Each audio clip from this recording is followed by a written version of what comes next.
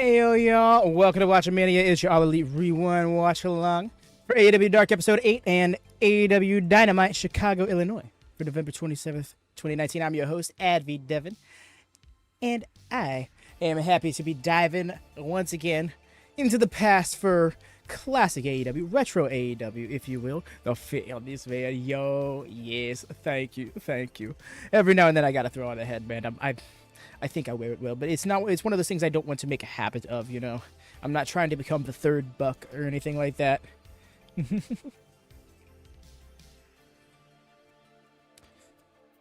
Yes, it is gonna be a fun night of wrestling. We got two shows headlined by two singles world title matches. On Dark, we're gonna be having ourselves Jack Evans challenge Triple A's Mega Champion Kenny Omega for his championship. That'll be a fun little match. As well as we have Scorpio Sky challenging Chris Jericho for his title on the main show. But we also have Kenny Omega and Pac facing off once more on that card. We got Hangman versus MJF for the Dynamite Diamond Ring. That's gonna be fun to revisit considering current stories we got going on. But yes, we'll be diving in at the top of the hour as always, y'all. But a little thing before that. Finally got my internet sort of thing. Yes, I'm so glad. Thank goodness. I appreciate y'all swinging by. This the early portion of the stream. Dark can be missed sometimes, but I'm telling y'all, it's some sleeper stuff you don't want to miss. Particularly 2019 Dark. It was effectively a secondary TV show. It just happened to be on YouTube. You know, what Dark remember it as is not what it is yet to become. Still holding on to December. Yes. It is my most recent accolade. And I tried to do the, if you notice, it's the same one. Because that's how old AEW used to work. It used to just kind of be like statistical accolade or something like that. So until I win a new league, I thought about changing it to has won the league this many times, but then I got to go back and count how many times I've won a league. And that sounds so cocky saying that out loud. But it's just really one of those things that's like I haven't been keeping track of until this point. So it's what I must deal with. What was I going to say? Oh, yes, but what I was going to be mentioning, y'all, is AEW Grand Slam Australia is going to be taking place in the middle of the night. The Mod Squad already knows about this because I come to this conclusion, but after doing a little bit of research, digging around, there's no actual basketball game on the 15th. However, there's a basketball game starting very late night on the 14th that will technically lead into the 15th and the rollover midnight, which means the show will probably be starting somewhere around the ballpark of 2 a.m. Eastern, depending on when the game ends, and the show will probably just be on ever so slight tape delay from Australia, depending on how much farther after the top of the hour the show actually that the NBA game actually ends. So, with that being said, catch you in the middle of the night, very early Saturday morning, for Grand Slam Australia, assuming you're able to make those hours, because in what would normally be collisions time, we're going to be doing the first night of the GCW Jersey J Cup 2025. So that is, also the second night being on Sunday, which means there won't be an All Elite Rewind next week. But yeah, just wanted to throw that out there. You'll probably hear me mention that again, probably at the end of the stream or something like that, for those who may have not caught it yet. But yeah, that is news. And pleasant news to me personally, as I've been kind of bitching about it since I found out it was having to go after the NBA Finals. But it works. So yes, with that being said, y'all, it's the top of the hour. You can either hop in the Discord and join Go Position, where you'll be able to see us sidecasting both Dynamite and Dark. However, currently, Dark, I have dropped the link to in the chat because it's free on YouTube for everybody. But yeah, without further ado, we'll dive on in. 3, 2, 1, go. That is so much louder. Welcome everyone to another edition of AEW Dark. I'm Tony Schiavone with you once again. We bring you the exciting, never-before-seen matches from All Elite Wrestling, as well as the top stories. Never before seen matches is so silly. I don't think that's necessary to call it that. Josh Gonzalez not with me this week. She'll return to her regular spot right here next week on Dark.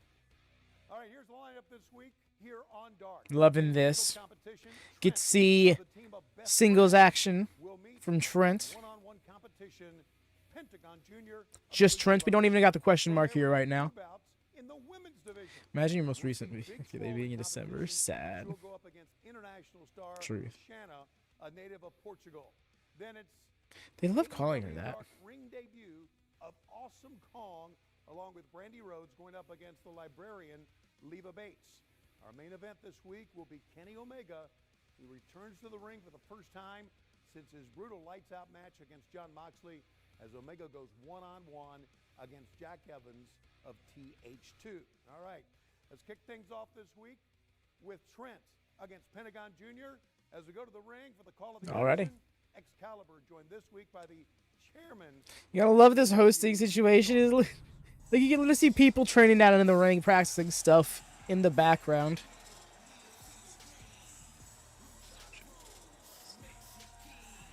I'm not sure, but this might be Penta's singles debut in AEW.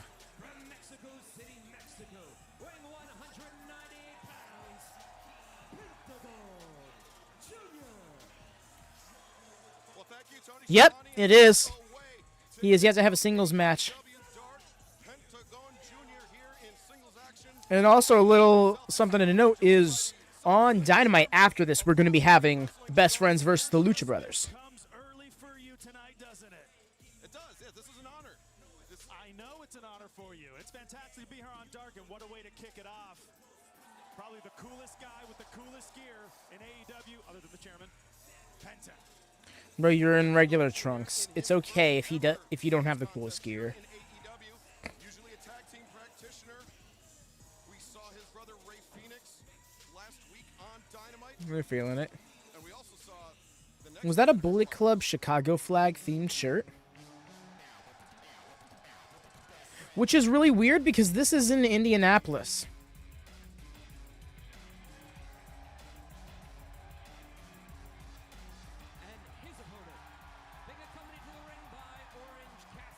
The extra pop from Orange, well, for Orange. This will be a second singles outing. Sean, I see you shaking your head there. Looking for his first win. Insight into your thought process. Look, I can't stand this Orange Cassidy guy. Something about him drives me crazy. His face is very punchable, that's all I could say. I am a fan, however, of Trent. Somebody you've known for quite a long time. Well over a decade, and if you ask me, and you should, out of the best friends, Orange Cassidy, Chuck Taylor, and Trent, he's the guy to watch. I know a winner when I see one. If he decides to break out on his own, the world could be his, unless he runs into the chairman. We saw him a couple weeks ago push Pac to his limit on Dynamite. I will say that was one of the finest matches I've seen AEW so far, and spoiler alert, he's my pick to win tonight, baby. Trent and Just realized that was never changed. facing in singles competition. I had a new setup that I debuted last week quietly, and I was like, what is missing about my setup? And then I realized this. In just about every city that we visit. Agreed. I'm also interested in the fact that both of these guys are tag team specialists. So it's really a toss-up on whose match it could be. Well, single specialist, you say, but Pentagon Jr., former singles world champion at this point. Where Pentagon Jr. Getting right. I think Excalibur's making that point right now. Pentagon Jr. kind of oscillates between being a singles competitor and a tag team competitor. He is very multifaceted in that regard. In the world of professional wrestling, and especially in AEW, above all else, you need to be All right. deliver across the board. Tag team 3, you need to be able to do 4-ways, you need to be able to do singles, you need to be able to do it all. And Pentagon just pissed off Trent. Here we go. Trent lighting up Pentagon to start this match off. Now Pentagon reverses. Solbut catching him on the midsection, dropping Trent to a knee for a moment. It was a rough kick there. Leapfrogs up and over the top. Trent tried to roll through. But Cut him off. had it well scouted. Let's go. Smile on your face. Because both these men are insanely quick. Very quick. Yeah, this action can take off at a moment's notice. Typically the aggressor in his matches, but Trent, when he's pushed, and we've seen, again, now getting pushed early on by Pentagon. When he's pushed, he can turn up the aggression as well. And here we go. Like with that back elbow. Trent is very, very quick. Don't let him fool you. He's very quick, very calculated. And Trent, despite being the younger of the two men, the high enziguri. You saw Trent try to get that left arm up and block it, but Vaulting. Oh, still able to power. I think he was trying to hit that vaulting destroyer, but nice with the Northern Lights. And the leg hook off the Northern Lights with the bridge. That's interesting. The leg of Pentagon to make him have to work even harder for that kick out. Great fundamental, Sean. Not only fundamentals, Trent has it all. I was to say that feels a little bit more than fundamental. This lady named Peggy Campbell, blonde, gorgeous. He kind of reminds me of the male version of that. A very gorgeous male who has all the athletic ability in the world, very quick, very capable. Like I said, a guy to watch. Yeesh. Blasting Penta across the jaw with that thrust kick and then the running No sliding knee. Trent really turning the pressure up on Pentagon. Trent's gear looking like he's going to join TH2. In tag team competition numerous times, so I think he was able to kind of anticipate what he might be in for. True, but he's going to have to keep the pressure on. He's going to have to keep a guy like Pentagon down because, as you can see, he's already up to his feet. Pentagon putting the ropes between himself and Trent. Trent pulls over the top for the pescado, but eats the super kick instead. Pentagon doing a great job of baiting in Trent. So many Penta things that have stuck throughout the years. Even that little spiral star on his helmet is even on his mask is even used in his current Titantron of WWE. Overhand chop. Oh, in the middle kick. Yo, Trent is in deep waters here. Bat across the midsection. Better him than me. And we've seen the aggressive streak. Good job in breaking the count there. We've also seen the aggressive streak of Sean Spears in Whew. Those little steps in the corner, I forgot about those. mastermind that is Tully Blanchard in his corner. Right, I know what you're doing. You're trying to bait some information, some strategic information on how we go about doing our business. You're not going to get it from me, Excalibur. You're not going to get it. I had to Okay. Once again, you failed. broadcast. Oh God. Also, appreciate Penta getting some singles action here, Using the surroundings, considering using everything he last has. week we saw Trent, he's gonna Phoenix in pick his up the aggression. first singles match in Kris, AEW against the guy Nick that Jackson. I'm thinking is going to pull this one out. And a lot of awkward angles at the ringside area. We've got those steps on both sides of the ring. Boy, The ring that was is a grounded stiff-ass squared kick. off, and so there can be a lot Is he of, suggesting a dive? contusions or worse on the body should one collide with it. Contusions, it's a good word. Surprising coming from you, yet a good word. Is it surprising coming from him? He is exceptionally intelligent. Grabbing a handful of the cheeks of Chuck Taylor. That's a fish hook. That's a fish hook. Respect. And Pentagon trying to Respect. intimidate Paul Turner. And Trent up to his feet, now exchanging chops. I'm not sure that Trent necessarily wants to engage with a firefight, but seems to be gaining the upper hand. Oh, these guys are hammering each other. This is great. Just teeing off on one another, center of the ring. Trent hits the ropes, building up ahead of steam. Pentagon one step behind. Oh, Nice. big lariat takes Pentagon down. There's a shift in the momentum. There he goes. When Trent hits this point, this is where he's most dangerous. And you can see that Me. look on his face. All Leave his three thinking fans Tope Conero. as Trent hits the ropes. Let's go. No, he was just going to go for a Suicina. Commentary from the floor, catching Trent as Yep. he's going for the tope. Penta had it so scouted. Penta's really controlling the pace of this match. I don't want to say it's been all Penta, but every single time Trent starts to get off the ground, Penta turns it right back around on him. Although, yeah, that half and half can help. Set him up again. Don't waste time, Trent. Go, go, go. Trent now once again building up steam. Yo! There it is. Hello. Both men down on the floor, but Trent getting Thought one step ahead in case he still had the Tope scouted. Well, the Suicina scouted. Oof, that's a big risk.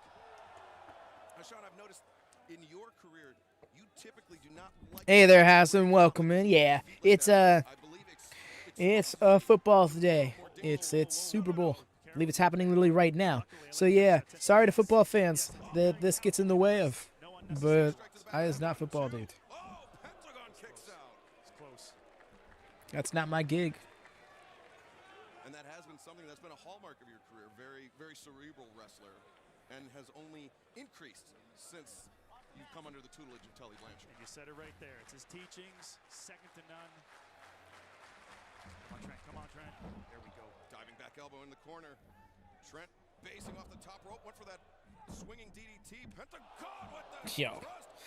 He's still standing, though. Saw a tooth go flying. Catching Trent right on the chin. Ducks the lariat, ducks the second one. Sling blade. Coming around the corner. Pentagon hooks the near leg. 1, 2. Kick out. 2 counters. Trent able to kick out. Okay, maybe Pentagon's going to win. I don't know. It's never too late for the chairman to change his mind. It can go either way. Pentagon with the upper hand, but Nice Trent ass. so That's cool. resilient. He can turn things around at a moment's notice. It's not looking good right now, pal. He's looking for that package pile driver. Trent comes out underneath. Dodges this attack in the corner. Nice. Set him up. This- DDT planting Pentagon. It's beautiful. Baited him into the corner to get that tornado DDT off. 2 counters. Pentagon able to kick out. Trent's really starting to get back in it. What a battle. What a battle to start off AEW Dark. Trent really keeping up the pressure on Pentagon. I think he's probably been watching the footage from his match with Pac. He saw where he took his foot off the gas, and he realized now, in singles competition, there's no one to bail you out. Only yourself. Who's your pick to win? Quick, go. I'm going to say Pentagon, except Trent just blasted him in the face with the right hand. Never nice to pick sides. Pentagon is Sean. back door. Oh, I could blow it a knee. Yeah. Pentagon has Trent strung up in the ropes. And a diving stomp. Driving his feet into the chest and then the head and upper body into the canvas. 1, 2. Yeah, he needed a better cover than that. Kick out. And Pentagon, The resilience you talked about from Trent. yeah, Pentagon realizes that Trent is just about as tough as they come. As we see here again, that double foot stomp, and just watch how Trent's head bounces off the canvas. Yeah, that was a harsh landing. Trent sent into the corner. That hard Irish whip and a backstabber there from Pentagon. He's setting him up, perhaps. For the Springboard destroyer. I can't. That's it. hook of the leg. 1, 2. Bro, yeah. Trent, never say die. At a time like this, I got to ask, what does it take? What's it going to take to beat Trent? What else does Pentagon have to do? I've seen everything now. What has he got left in the tank? He has not hit the package pile driver yet. That is what he was looking for earlier on. Trent was able to evade it, but now Trent, just clearly on roller skates. I'll have you know I would have ended this match against any of these guys about 5.5 minutes ago. 5 minutes and 40 seconds ago, I would have ended this match, one way or the other. He's got Trent. Dude, you literally don't have the statistics to prove that. 2.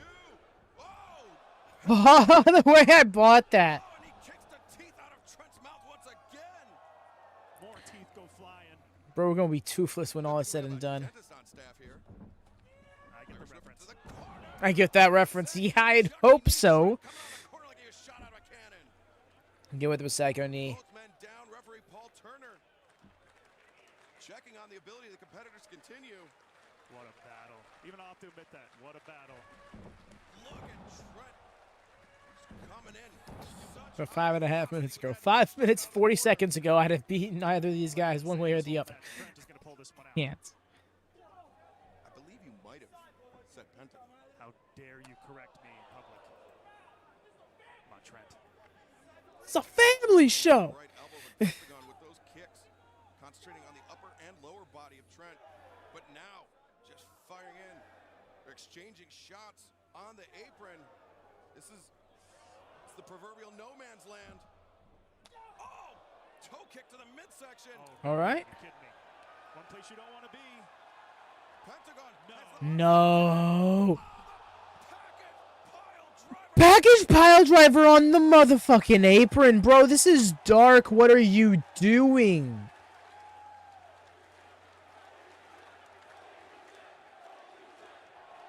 What? Indianapolis. I fully thought he was gonna like find his way out of the spot, because like, why would you? I can't. Holy hell.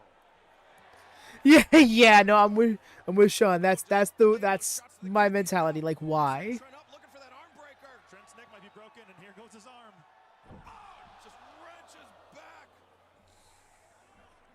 The sacrifice. I mean, he's barely in this. Yeah, he can barely get up to his feet. Like I said, Bro's about to do it again. Pentagon, Packers pile driver attempt. Trent. No way. Into the strong zero. Crunchy. 1, 2, 3. Fucking what? I know a winner when I see I 110% had Penta winning this match. What? His teeth. No. The way that I'm not remembering how this match, like, I fully, like, in my brain, I'm like, oh yeah, Penta wins this match. Okay, right? It's gonna be a great showing, and we're gonna move on. Dude. But he is etched a win in the singles column here in AEW. I might have to have a little chat with Tully. I think I'll have Tully sit down and watch this. I think he too would be very impressed. No, right? Like, how, like, Trent's got a singles victory over Penta. That's a statistic I feel like so many people would not get right in a trivia contest. One of our competitors in the women's division, Shanna, a young lady from Portugal who now resides in France. Her story is one of hard work, determination, and perseverance. She's a very special. Like, for real, in a trivia competition, you ask, who is... My name is Shanna. I was Hold on. born in Lisbon, Portugal. I live in France, and I've been wrestling for 13 years. Yeah? I used to watch WWF with my dad when I was little, and it kind of stayed in my mind, the whole wrestling thing, although the years went by and nothing happened in Portugal. There was no wrestling in Portugal. It's a bit bigger in France. The culture has been there for years and years and years. It's history. French has a really rich history. My first experience for training was a month long, every day wrestling for 8 hours a day. And I loved it. I loved it. It was so different from everything else that I had done before. I met a big high in 2010 when I did my first tour with American Wrestling Rampage. So that's when I met a little bit of popularity and growth in the indies. Then I had a little bit of downs until I got to Japan for the first time, and I became the first ever Portuguese professional wrestler to be champion in Japan, which is huge for me. It's huge. High speed, did she get a champion? Did she win championship gold in 2018, I met another Stardom, the high speed championship? downward spiral where I was thinking of quitting. I felt undesirable in multiple occasions. Any professional wrestler, we all have a dream of making it big, of making it to a bigger company. I tried out many times with the other company, and I was always told, we're going to sign you, but it never happened to me. I was always rejected. Then I had the TNA thing happening in the UK with Explosion. And what happened, basically, it was TNA thing. saying that that TV adds 10 pounds and you look too fat compared to the other girls. You don't look good on TV. So yeah, those were That's... the, What?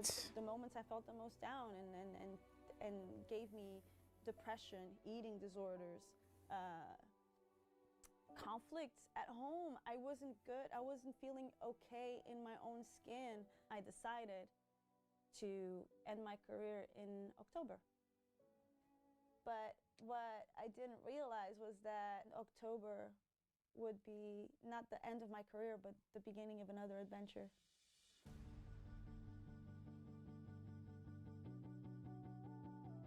When I got the call from AEW, I couldn't believe it. It was all I've ever dreamed of happening. I remember it was Kenny who called me, and I remember him saying, "You're signed." And I said, "Well, listen, I'm gonna go to sleep, and I'll message you tomorrow morning, and I'll ask you again if this is real." And I remember this interview now. I messaged him, and he said, "Sure is."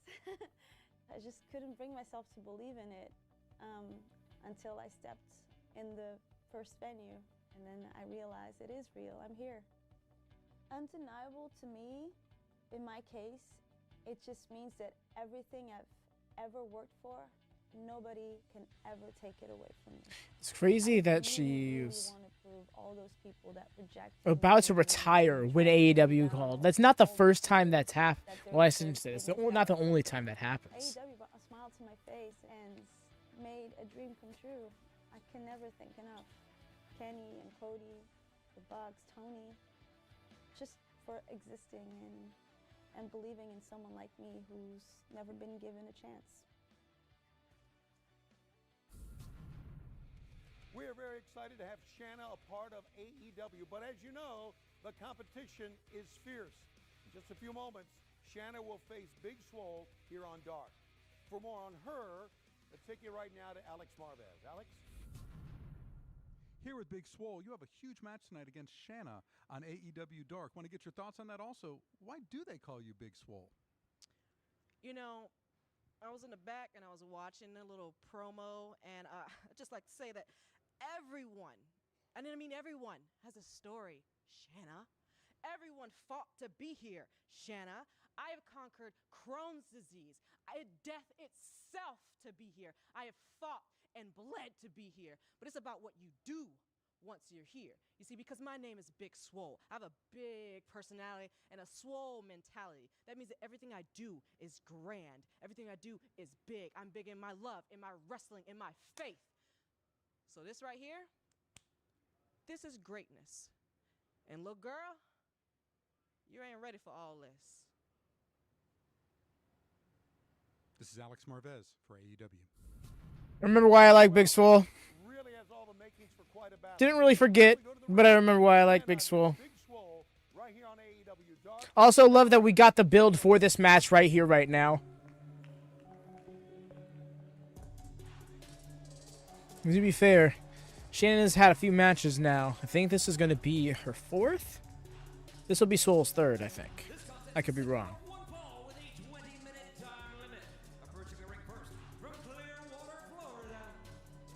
Yup, this will be her fourth. So this will be Swole's fourth, and it's probably going to be Shanna's fifth or sixth. In All Elite Wrestling, Big Swole making her way down the ramp to the ring. And Sean, I would have to guess that this match would be a little more evenly contested than Awesome Kong versus Leva Bates that we just witnessed. Oh, we can only hope so. The way they're saying just witnessed, y'all, the match hasn't happened yet.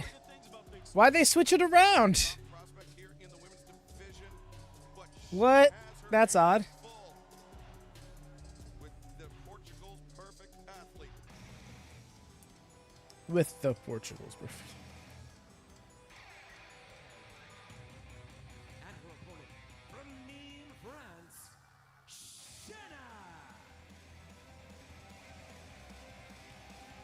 And Shanna, announced from Nîmes, France, but born in Lisbon, Portugal, and now wrestling all over Europe and the United States, as she has been added to the women's roster here in AEW. And both these women still looking for their first victory. Identical records. One singles loss, one tag team loss. So chances are we will see one of these women notch a victory in the win column. Sean Spears, who you got? So essentially, this match is going to put one of these women on the map. It's going to put them on the path to climbing the ranks here in AEW. I'm going to go with Wait, no, I could have swore Shanna has had more matches up until this point.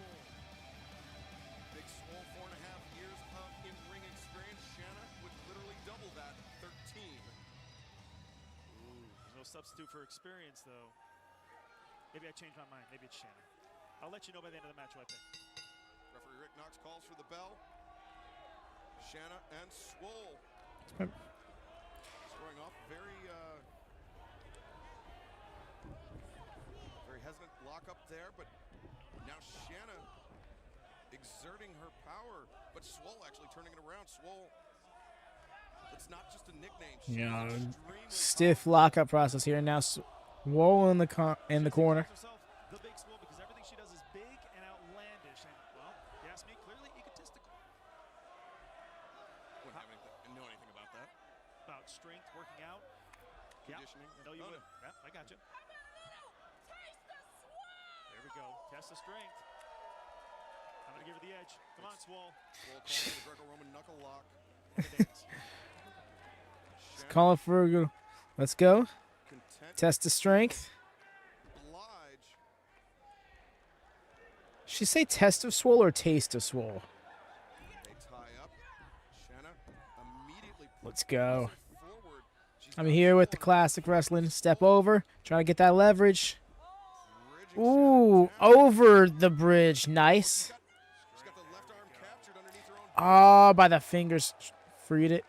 Shanna tried to get Hooked back her up to a again. vertical position. Swole, though, Swole's takes got the lead left thus arm far. from Shanna. Shanna rolls through. Nice. Oh, Underneath. she Maintains all right? control. This is Seems what I like something said. slipped up there. A lot of technical wrestling. Here we go. You're seeing it right there. And Shanna, trained by, I believe, Louis Napoleon in Nîmes, France, where she makes her home. And finding In terms the with numbers, bet moving she has opponent there, numbers. she went for that shoulder tackle on Big Swole. Shanna builds up Just in against the Big Swole, opening trip, portion and over the top. of Bibasso. Shanna versus Big Swole. Nice. Cross, Shanna lands on her feet. Arm drag takes down Swole.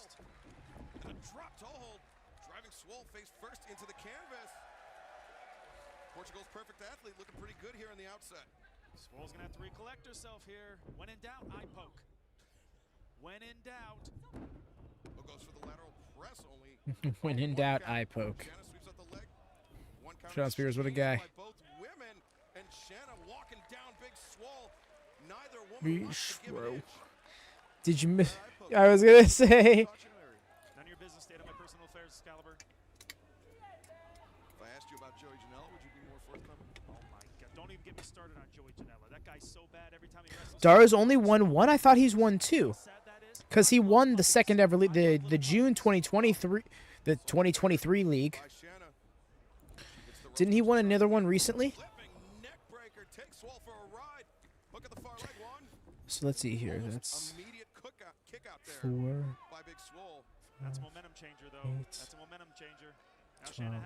has a target on the neck of Big Swole. So this is the 20th league that we're currently in. Shanna laying in those right elbows to the jaw of Big Swole. Hammer The throw into very more beginning of the Swole. channel. Makes up for Wild. Shanna now. Arm drag. Shanna, though, rolling through, using that experience advantage. Sneaks behind into a pinning predicament. 1, 2. Swole able to kick out. Because I won the first one. Oh, the pump kick. Then Dara won the second one, and then I won the Big third and Swole just fourth. flattened Shanna. Wait. Cover 1, 2. I don't mean to laugh, but I love it when someone gets kicked in the face. Shanna got absolutely No, flattened by like Big actually Swole. though. And Big Swole needs to build on this momentum, though. She needs to keep on the pressure. She needs to keep the pressure coming here. Experience can have all the scouting done in the world, but a kick in the face can turn things around real quick. And Swole, the front chancery applied. She's got it cinched Yeah. to beat those powerful arms of hers, trying to cut off the blood flow to the brain of Shanna. Drag her down to the ground, though. Gotta get her off her feet. Is there front chance to be just a guillotine choke? Elbow strike. A second one knocks Shanna down to her knees. Swole's got those powerful strikes. Swole with the boot placed on the base of the neck of Shanna.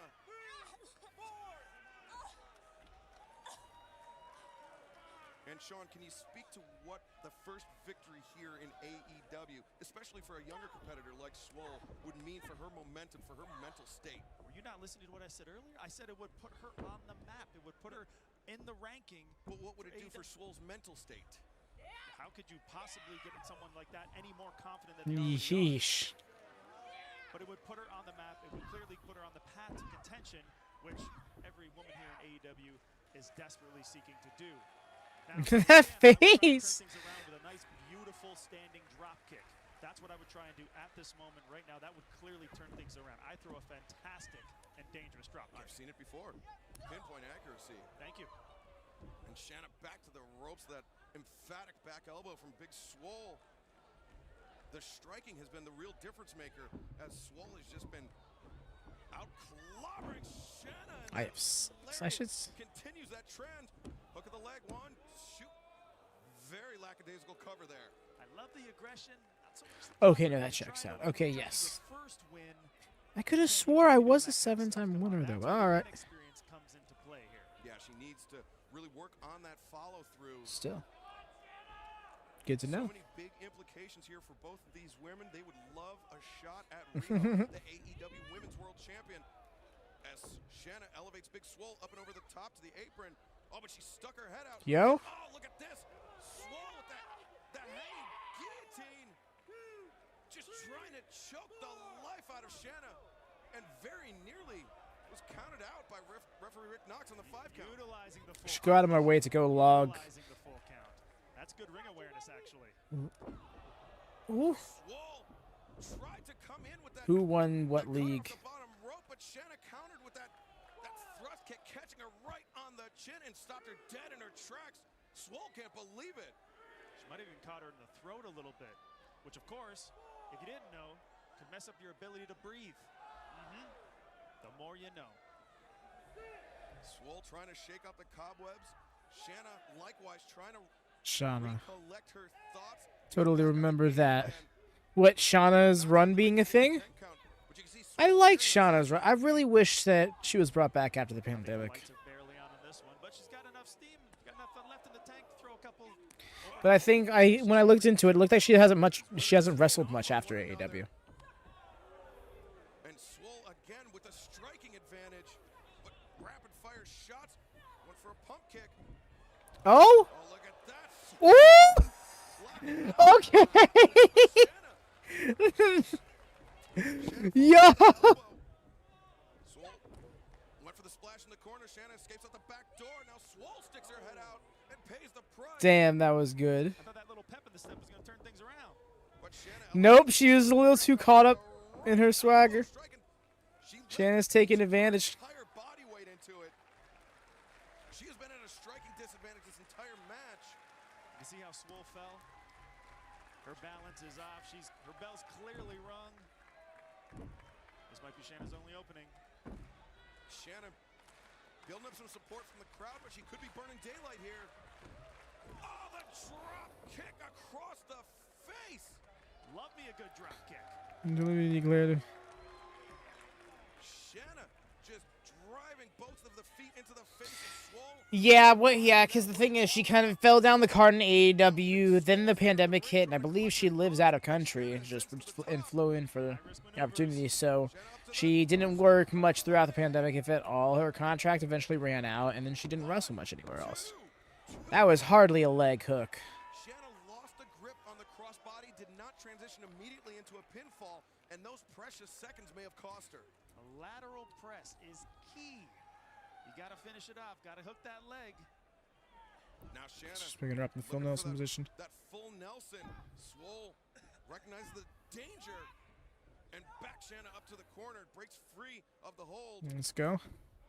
Shanna pulls her back, but Swole answers with that back elbow. Big Swole charging in, sent up and over the top. Oof. And now hung up on the top rope. Shanna overhand shot. And Big Swole. This don't look good. This don't look good. Like Scrunkly Knox? What's the difference? I'm not seeing... Rick Knox feels like he's aged very... He's one of the few... I should say he's the referee who's aged the least. To the high rent district. She goes up to the top.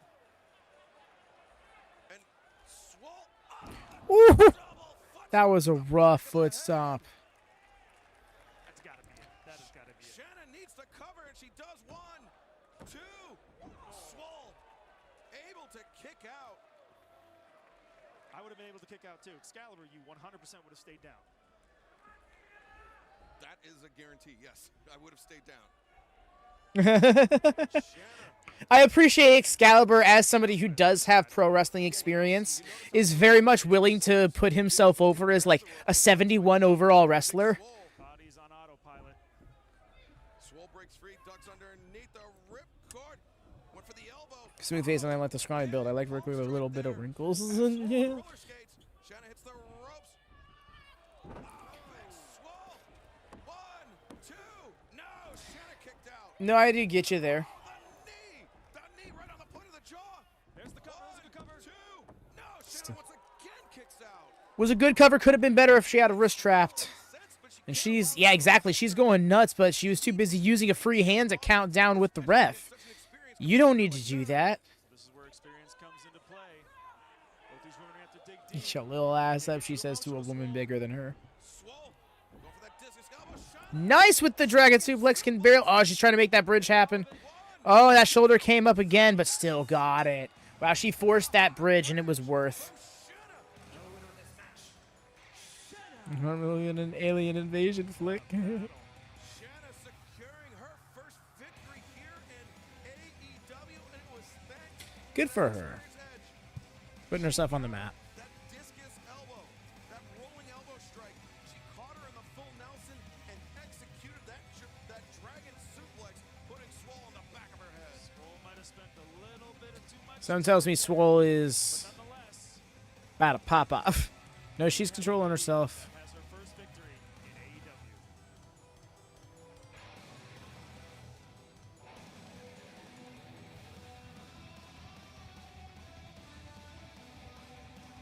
Sophia filter over this. That's hilarious. All right, we're doing the throwback gimmicks that we don't need to watch. AEW Dynamite tomorrow night will originate. We shook hands. We shook hands. Where they show things from last week's Dynamite. Stoppage to Pac on our all-out pay-per-view show. For the first time, They're giving us a rundown of the Dynamite we're about to watch. Beginning this Friday. Also, don't forget select seats are available. AEW Dynamite. Wait, what? Hold on. Following week, of course, as we've been telling you, that's at the Sears Center Arena. The following week on Oh, okay. December 4th, I thought they were saying that they were going to be going back to this location like 2 weeks later. I'm like, are you serious?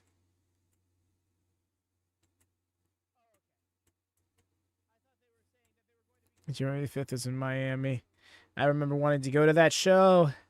Every week, and there's jackets and items on days of Black Friday. few weeks we have All right, 45-35 for those of you watching on your own end. Give about 10 seconds or so for y'all to get to that timestamp yourself. Bring back the Jungle Boy trunks. This is a threat. You know, it's so funny, Rhea. I see this now, too, because we're out here watching old Jungle Boy stuff, and I kind of miss Jungle Boy.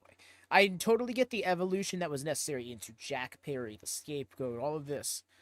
I would like to see him kind of backtrack and find a happy mix of the two. Alrighty, y'all.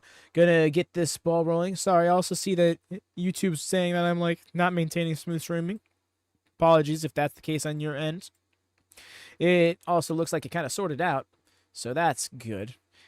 Alright, yeah. And then just a moment. And, oh, shit. No, stop this.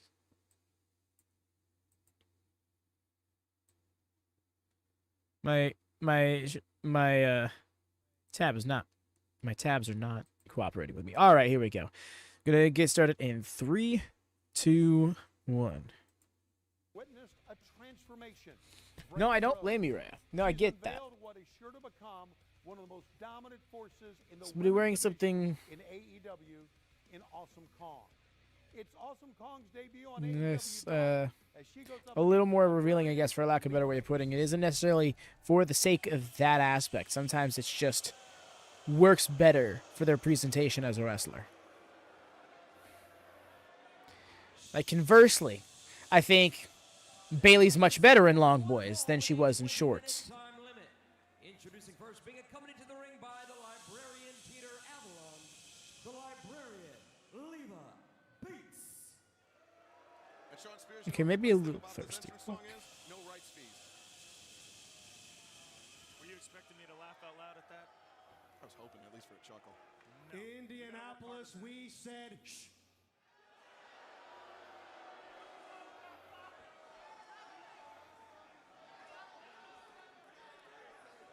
We talked. Here we go. I also love how commentary alluded to this match earlier, as if they had already seen it. Indiana, a place Rhea, with rich stop this. sports heritage. Home of the Indianapolis Motor Speedway, where they host the Indy 500, the Box Yard 400. Whatever, dude. Doesn't matter. I don't want Whatever, dude. Sitting in your car is not a sport, people. He's got a point. He's got a point. Then why didn't you put any quotations, Rhea? Nice save. What I heard is that What he heard was that bass rumble go throughout the Farmers Coliseum here in Indianapolis.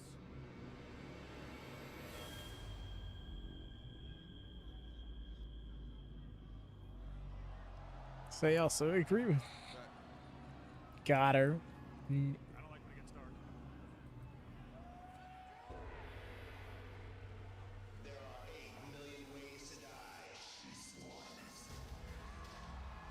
And what's going on is that awesome Kong. He's supposed to be on my side. Competition here. And she's got a voice, a very devious voice, whispering in her ear. And that voice belongs to Brandy Rhodes. Are you surprised when you say And her devious? host, being accompanied to the ring by Brandy Rhodes.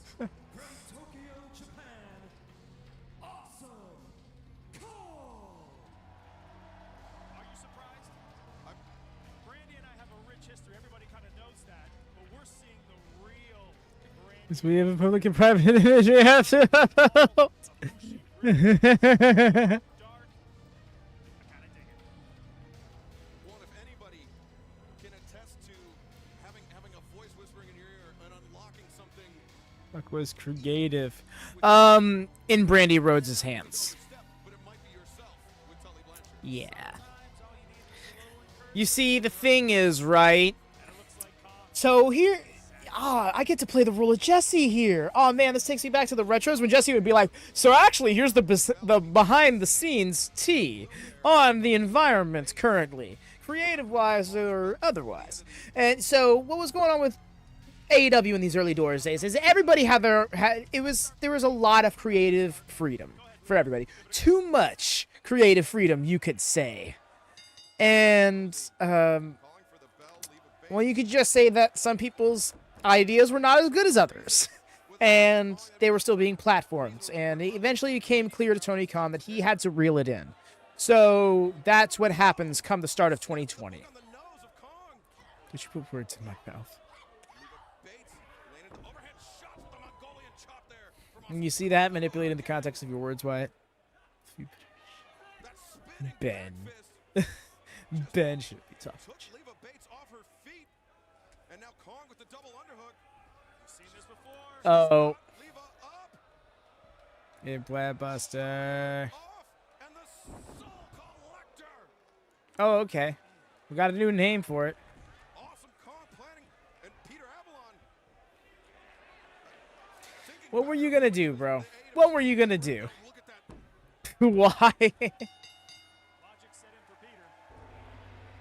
Disgrace Mike in the Posey back with part like of the Valor, but the bangs, the bowl-esque cut. Awesome Kong. If she wasn't dangerous before, Mike Posey looks like an adult man dark. now she has Brandy All he's missing is the glasses. in her. Oh, here we go. watch. This is my favorite part. Oh, Peter Avalon just hit the hurricane.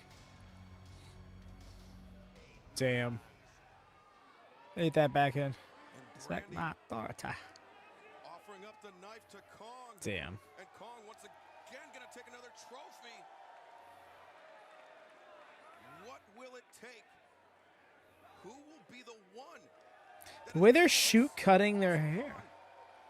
And her Why are you rampage this- into the women's division of All Elite Wrestling. I have a way. I think I just figured a way to avoid I just don't get what it's meant to be. just cut their hair short. Cause like Got him. I was intrigued by it at first, but like, And smart. Cannot deny Either of those. the logic. yeah, we were at that like repeating the first stage aspect of the program. Another collection of hair for Awesome Kong under the guidance of Brandy Rhodes. The career of Kenny Omega seems to be at a crossroads. If you caught a recent episode of Being the Elite, you know that this incredibly talented athlete is serious about making his way back and redefining his career. He's going to attempt to make a step in that direction this week on Dark as he squares off against Jack Evans from the team of the Hybrid 2.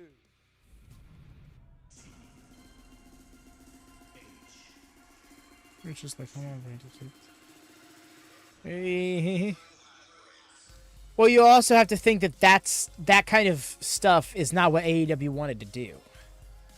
Like outright, even before they took creative control from a lot of the talent, they didn't want to get into the supernatural aspects because they had the idea of a general sports-like presentation, despite the variety of wrestling. You speak Spanish? Poorly. Acceptable.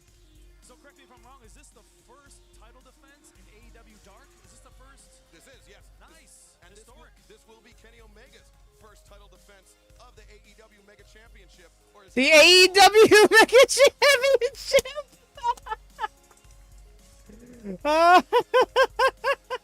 We're just stealing their titles. It's ours now. Damn. Damn, Excalibur. He said, and we claim this. Thank you. To be fair, the AAA tag titles were effectively the AEW tag titles before the AEW tag titles existed. Bored Kenny just... Man, Osaka's so boring. I want something interesting to happen in my life. Like, he isn't a god in this industry already by this point.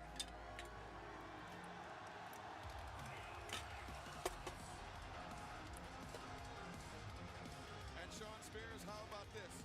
You have a Canadian who broke out in the United States, made a name for himself in Japan, went to Mexico,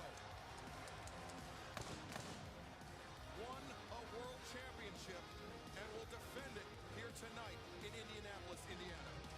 Kenny Omega is no stranger to championships. He's no stranger to winning championships all around the world. Clearly, he walks in the ring as a champion, but he's Hallucination. Abaddon, they have gone outright out of their way to clarify, is not supernatural. It is mind games. Abaddon just does mind games. Even the biting Hikaru Shida's neck. It was just one human being trying to assault another human being in a very unique aspect, in a very unique and unhinged way. As for Danhausen, he has not gotten into the curse thing. Seems to be more like a joke that runs on. That's the closest we've got, I think, actually, is that curses like have an effect or something, but it could also just be uncanny coincidence that they write it off as. They always leave it open-ended in that regard. So yeah, we don't get it. They don't get into the supernatural aspect. Must try though. Before that, let's send it down to Justin Roberts, who has the introductions. Ladies and gentlemen, this contest set for one fall with a 60-minute time limit is for El Mega Campeonato de AAA. Yo, Justin Roberts flexing. The little wave off to the crowd, like, yep, I'm here. From Parkland, Washington, weighing 172 pounds, Jack Evans. As he has to claim a singles victory in this company, but is getting a world title shot. His career in Mexico would love nothing more to bring the title back with him. Like Supernatural Abaddon really needs his peak. I hear that doesn't get translated instantly. Yeah, but that's the thing. Especially now that I've gotten into so many pro wrestling companies, I now more than ever I stand by some acts just don't work in some environments. Because to fully embrace that Abaddon aspect is to kind of create her own separate void in what should be a tangible and interacting universe that is one promotion. Whereas if they were to have a run in like TNA, oh, then the whole company can interact with that because everything in the company is canon to one another. Whereas you would find yourself in a situation where Abaddon has to go practically unmentioned in certain environments just for the sake of those stories and the context of them making sense. Because the world's rules just don't apply to them. Unreal for a human to do. Jack Evans, 37 years of age, but flies like a man half that. Don't be pulling that crap. The best high flyers, that's where the Shutting down the ever so slight chant that was going to get going for him. and he's one of the most durable, most resilient competitors. I've never ever heard that term, but that's a pretty good term.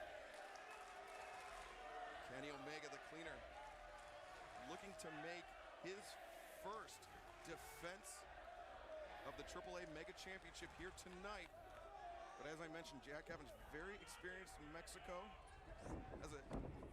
Nice. That's where he spent the bulk The of drop last toe 10 hold. years. He's so fast.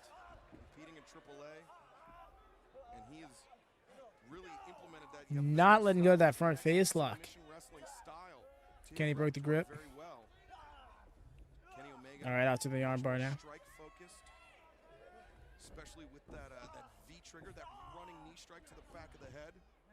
Kenny also spent a great deal of time in Japan, correct? Yes, he has. So he's probably very well versed in submission wrestling and things of that nature as well. So as you can see, like that right there, this is going to be a nice little contest. How do you prepare for that? What kind of training partners can you find that can do a head? Cockiest bastard on the planet. Ben Spirit Animal Jack Evans. What I would have done, I would have rolled down, collected myself, reevaluate the situation. Does standard backflip. I'm the freaking greatest. Saw that? I'm the best. Undermine his confidence, and Kenny Omega's confidence has been a big issue for him over the last few months. Since John Well, so I missed Moxley Jack. got under Omega's Yeah. skin.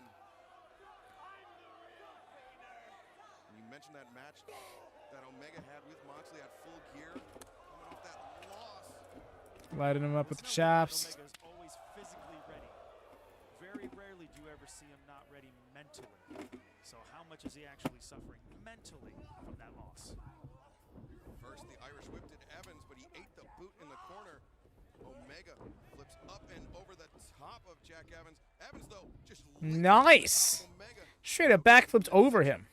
Now Jack Evans with the Irish whip into the ropes, throws a lariat. Omega Nice misdirect from Omega. Omega with the Dropping him. drop kick. Jack frozen in place so quick as Omega. Let's go. Omega over that top, the Kotaro crusher, but Jack Yo! The Spinneroonie counter. The way Kenny's like, oh.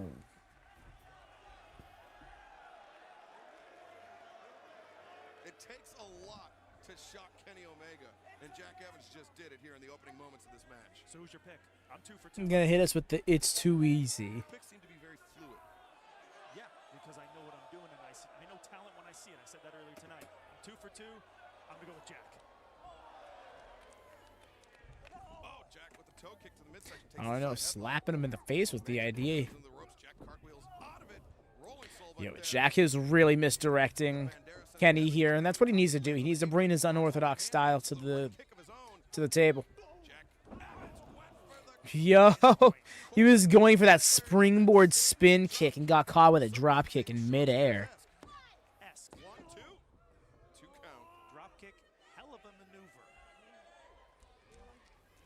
But that's what Kenny's gonna have to do. He's gonna have to match speed for speed. Drop with a guy kick, like hell of a Jack maneuver, Evans. bro. And, It's a there's not many fundamental people strike. on this roster or in this world that can probably do that, aside from myself. Evans being brought back up to his feet and chopped right down by Omega Campeon. Hammer throw into the corner. Evans goes in hard. A great look at it as he just took a header down into the canvas. And this is where the strength advantage of Kenny Omega comes into play. Well, it doesn't look like he's lacking any confidence at the moment now, does he? Certainly doesn't, Scoop. but Oh, that was gonna scoop it a slam. Kenny Omega. Oh, Oi! breaker on Evans. That rolling backbreaker. 1, 2. 2 count only as Evans kicks out. Kenny Omega looking Kenny at that using that power advantage that he's got. Dynamite with Pac as a way to avenge. Don't see him doing that backbreaker too often, but when you can manhandle an opponent like he can Jack Evans, why not, right? Days' notice. Subbing in for that injured John Moxley and shocking the world as he was able to defeat Kenny Omega at All Out.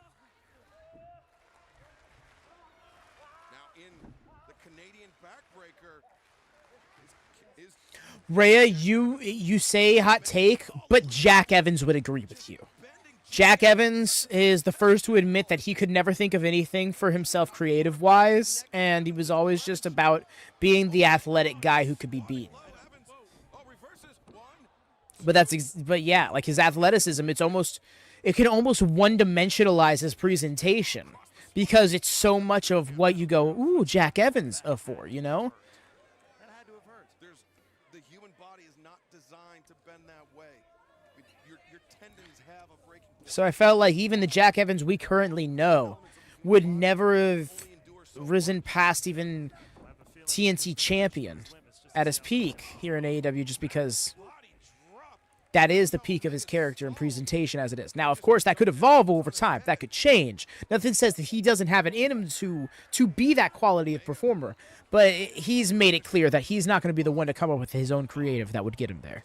Another sledgehammer shot. And you know, not for nothing, but pro wrestling, nice with the facebuster counter. Pro wrestling could so badly stand to have more pro wrestlers who are okay with just being the stepping stone guys. Standing on a standing moonsault while standing on him. Standing on the back of his opponent. We need more people who are like, I want to go out there and lose. I want more pro wrestlers who are about making their opponents look who are more about making their opponents look good than they are about making themselves look good. Not every performer is meant for every promotion because we see the difference between him and AEW and Lucha. Yes. I feel like he's got a style that thrives so much in a Lucha Libre environment. I think he was talking to the camera, but the red light obviously wasn't on, so it just looked If he wants to work the state, like working in the States, I think his best spot would be a West Coast promotion. Like go to West Coast Pro, and he'd be like their top guy. and Omega using those strikes, working over the back. Zeroing in on that injured body part. And Jack Evans, such a proficient high flyer. You have to imagine, I mean, the damage done to his back, the damage done to his core by Kenny Omega. Yeah, no, and honestly, I can't think of many wrestlers who can fit into every promotion. You know, especially nowadays with pro wrestling is going through another boom period and every company is getting more attention on them. Like, each company is finding their niche and sticking to it. Even variety companies. Nice rope break. Great rope break. Not even variety companies can find themselves being able to touch upon everything or being a place that any performer can fit into. You know, AEW, I would say, is technically a variety company, but they do have their specific window within that variety that they specialize in and try to stay inside of. Same thing with WWE, but in a different form of that. Then you have GCW, who's like, fuck it, we do it all, but it's going to be hardcore when we do it. You know, and then you think of like, then MLP has its own flavor of things. TNA is another one of those variety companies. I honestly think that they're probably the best of the best in terms of variety promotions in the States. Because they really do handle it all, from comedy wrestling to serious graps to supernatural to high flying. Beautiful with the front flip like a heel kick. Yeah, almost said calf kick. Caught him in the shoulder there, and I appreciate that. So where it hits. And now, Then the only people close are the MMA peeps. That man is holding on for dear life. Oh yeah, I know, right? I feel that though. take another look at this, and Evans, not as fluid as we're used to seeing him. He really had to work for it. That's the damage to his spine, but still able to take to the skies and take out Kenny Omega on the outside. He's willing to risk injury to win this match. Live to fight another day, man. Live to fight another day. I picked Omega to win this. Evans springing off the steps. More like a step up back spin back kick. Spinning back kick. He is fighting for a world championship, the AAA.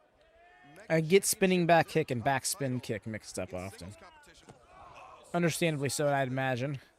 And along with that championship, That suplex sucked. He really felt that one. You can't walk afterwards. Come on, Jack. He's smart about this. I know that's a stretch. Jack Evans. Yo! 1, 2, no! Almost like a 450. Evans pulling himself over, but you notice he's using the assistance of the ropes. He's not generating a lot of that momentum with those twisting motions of his upper body. To a degree, it's somewhat admirable. I think a part of the match is the fatigue factor. I can appreciate that. The double springboard escape. Omega, which is no easy feat. But I think Jack's the kind of guy that's gonna,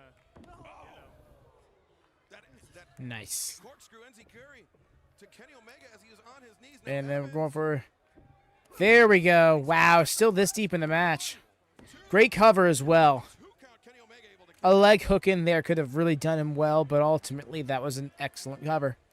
Jack Evans, the bulk of his time, as I mentioned, of the last 10 years was spent in Mexico, but the bulk of that time was spent in a tag team with Angelico. Evans, not a regular singles competitor, but based on his resume, based on what he had done in Mexico, earning himself a shot at Omega Campeon. spitting in the face of Omega. Jack Evans. Because it definitely feels like, I don't want to say coasting, you know, but Jack Evans probably feels like he's done everything he's really wanted to do in pro wrestling by this point. The longer this match goes, it's going to favor Kenny. Omega cinching up those arms, looking for the Nice. That 2-frame is so great. Doesn't look like he's done. I love that Kyle Fletcher has gotten his own version of it. Usually likes to hit these in quick succession, but maybe one is all it'll take. Yeah. Angle that Jack Evans just- That's such a good angle. That's such momentum he has behind it. Oh no, Omega looking for Like you said, a second one. Evans knows it as well as anybody in the building. Went for the high roundhouse. There he goes. Snapdragon. Omega likes to do that when they start fighting back. He'll fall into it a little bit, let them go for a solid strike until they give up their back again, and then right back to the dragon suplex. Omega. what is he thinking? You have. Fans, he's gonna throw Jack Evans into the front row. My goodness. Bro is so... Yeah, clutching those ropes so bad. His body. This is that vicious side of Omega you talked about. What are we doing? Free. Bro! Running knee strike to The flying V trigger off. Oh no. Kenny Omega Snapdragon on the outside. Something That's such a dangerous move on the outside because it's so hard to just not land on your shoulders and head taking it. He's losing it here. He is punishing Jack at this point. and Jack Evans just No, he's just making sure he gets it all going. Oh, well, as he got the legs crossed. Ushigarashi. Beautiful, that leg cross. Oshi. 1, 2. No, Evans kicks out. Alive he is. Still alive he is. With more heart than sense. That V be triggered? Not for real, though. That V... Yo, Jack Evans owed that V money. Nailed it. Like I said, he's got heart. I admire that to a degree. Kenny Omega just laying in an absolute beating to Jack Evans. And Evans, I mean, is Thinking tenacious, buckle as bomb. resilient as anybody. But now the buckle bomb. Oh! And Evans just, it was like a game of Plinko. That was like the most intense buckle bomb I think I've ever seen. Evans sent to the ropes, elevated up, spine buster. Maybe we don't say it that way. No, Evans again kicking out. What will it take? Jack is taking everything Omega has. Now, do you think frustration or self-doubt is starting to kind of creep back into Kenny's head here? Not being able to put Jack away. You have to remember, Kenny's last match here in AEW, even though it doesn't count in the record books, was a loss. That's not something that Kenny Omega is used to. I think in Kenny's mind, he counts that. That's when you're seeing this dark side. Double boots up there from Evans as he floats out to the apron. Now the springboard. Oh, into the neck breaker. Nice. Jack Evans Blockbuster creating neck opportunities for breaker. himself here. He makes the crawl. 1, 2. Omega kicking out. Omega a little rattled about that. You can see clutching the back of his head. He Good to go now, Jack. Don't waste time. Get up there. Jack needs that sense of urgency, but all that punishment his I'm back has thinking he's endured. thinking 630 cents on. Evans up to the top. No. Got the knees up. Looked like Kenny got the knees up. Kenny snuck in that right knee, and now Evans up to his feet. Oh! Ooh, that right knee was loud and clear, though. Nothing sneaky about it. I think that's the beginning of the end. Oh, I think we're ending this Tiger Driver. Tiger Driver 98. 1, 2. Bro, what are you doing? Why are you... Why are you this durable? Believe it, and neither can these fans here in Indianapolis. Or me. What is it going to take? Oh. Okay, I'm convinced Jack Kenny Evans is half a Omega's cyborg. goodbye and good night. He folded after that. That one always looks so gnarly. Hoists Evans up. He hits it. He's done. This can mean only one thing. One winged angel. 1, 2, 3. Omega Campeon retains. Ladies and gentlemen, Kenny Yes. Omega is back. Woo. Mega Campeón de AAA, Kenny Omega. Kenny Omega's singles record here in AEW improves to above 500. 3 wins, 2 losses. That got some time, too. No, for real. Like, honestly surprised. From that pin, I thought Jack was kicking. From the one-winged angel, I get that, but you see, that's the thing, right? Like, I talk so much about those pinfall quality, the quality of a good pinfall, right? But there's also some moves that's like, they're just out, they're just gone. It doesn't matter if you pin them well because they're done for. You could hit the one-winged angel and put like a forearm over one shoulder, and you're probably winning the match. Because that's the lore of the one-winged angel kind of thing, you know? Used to be like that with like the punt kick, for example. Could punt kick and do a tour of the ring afterwards because they're supposed to be getting hospitalized. But yes, y'all, that was AEW Dark, episode 8. We're going to be diving into Dynamite Chicago, the Thanksgiving Eve 2019 edition. In but a moment, we will be taking ourselves a brief intermission, and I'll be back right afterwards. So let me throw on that music here. Burp.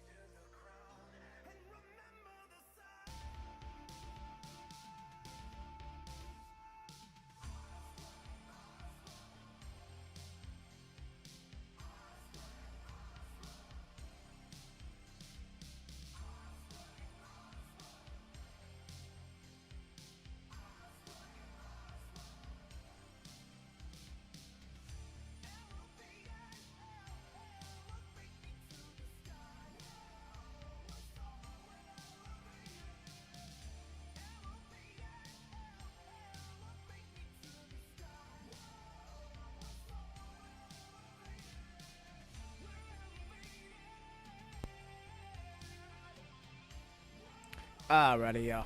At return.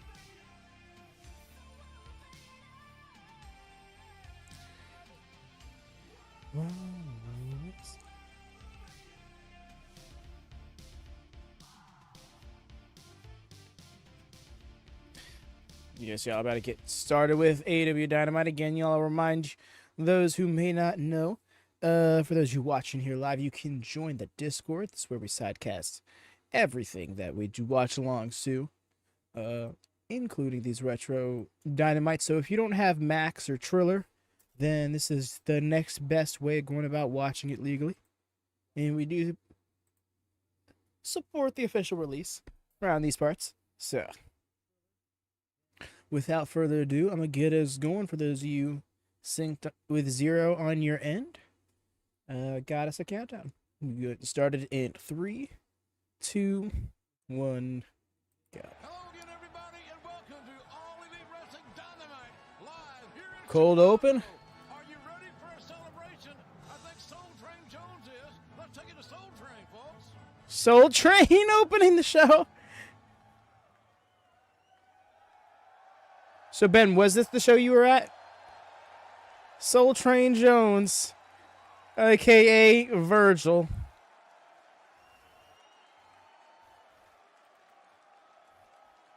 Ladies and gentlemen, welcome to the greatest night in television history!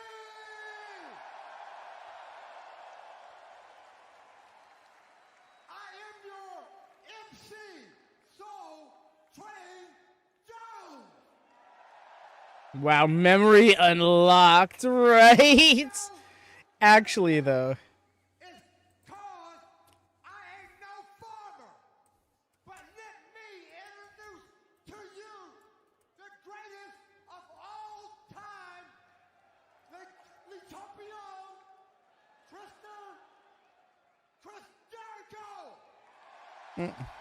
Chris Jericho. Chris Jericho. He almost forgot his name. Ladies and gentlemen. And there he is, the man of the hour.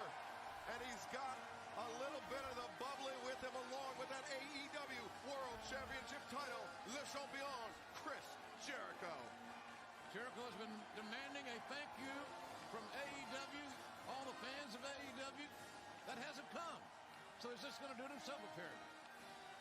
He has been thanked by more people today in the last 20 minutes, I think, than he has in his entire life. Of course, we'll see Jericho again later tonight, defending the AEW World title against Scorpio Sky, who, by the way, is red hot on a 6-match winning streak. Scorpio Sky, the only man to ever pin Chris Jericho Dude, inside an AEW ring.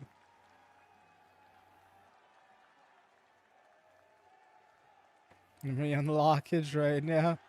Are you remembering where you were in the crowd, being like, "Oh man, so this is the angle I had of this segment." And we're getting a big old thank you Jericho chant from the Chicago faithful. Sit down and shut up. Yeah, we'll shut up. Like, what is this? This is Chris Jericho's Thanksgiving thank you celebration for the champion. And I don't need you idiots messing it up for me. Because tonight I finally get my thank you, not from people in Chicago that don't matter, but from the AEW executive team and all the brass at the TNT network. Like I said, this is the best celebration in history. Yo, look at you. It's the greatest night Lucky in dude. television history. As a matter of fact, we're going to kick it off with a little prize. Look under your chairs. Some of you are going to get a coupon for Cannot see. the new Chris Jericho Le Champion t-shirt. Look under your chairs. Hey, I got one. I didn't get a damn thing. We're going to shop You got one, AEW.com huh? right now. Yeah, you're a little ugly for a Le Champion t-shirt, but that's fine. That's from me to you. 50 cents off. That comes right out of my pocket. Just so you know. 50 cents off. The best news of all. After months of discussion and investigation, we found the greatest tasting grapes ever in the world today on the mountains of Nepal, and we have created for you the official Little Bit of the Bubbly. It's actually got. That's right, it goes on sale right now at littlebitofthebubbly.com. They would purchase a website domain. Hey there, Jackie. Welcome in. How goes it? It's good to see you around. Hope you've been doing well. You heard it right, folks. Littlebitofthebubbly.com. That'll probably sell out tonight, Excalibur. Oh, those Nepalese grapes. Give him Soul Train. That's right, me and Soul Train are going to have a little toast like gentlemen. Virgil must have been the way he gave him the smaller glass. Virgil's about he's about the drink. It's going all right. That's really good. It's good to hear. What you been up to as of late? Currently just getting started on Dynamite from February 27th, 2019. Can't pour for shit. Look at all that phone. Well, Champion has surrounded himself with winners, I can tell you that. The four men Man has no technique. to watch his back. Santana and Ortiz proud I still can't believe it. The Private Party got the win over them. And not for nothing, 2019 AEW really was about their upsets, weren't they? Just earlier on Dark, we saw Trent get a singles victory, a clean singles victory over Penta. That guy right there has never kissed a girl. I'd say this is the greatest night of his life for sure. Mm-hmm. All right.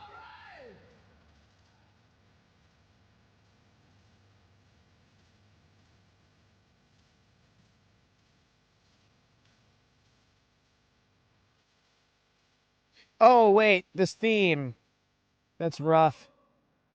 I got. I'm gonna have to mute the VOD. First off, shut up! Quiet! First off, let me just say thank you. The festival, the friendship match. It definitely feels like that.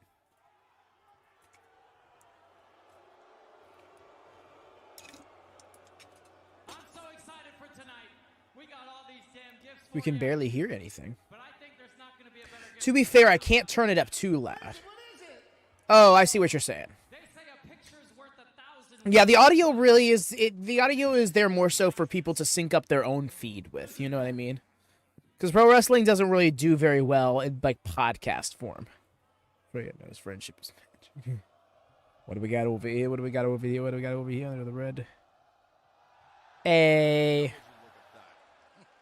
It definitely does feel like Festival of Friendship going right. That's amazing! What a great present. Thank you, Spanish guy. Life size and everything. Yo, yeah, papi! ¿Qué pasa, huh? But yes, Jackie, if you're looking to watch along with what we got, I'm sidecasting it currently in the Discord.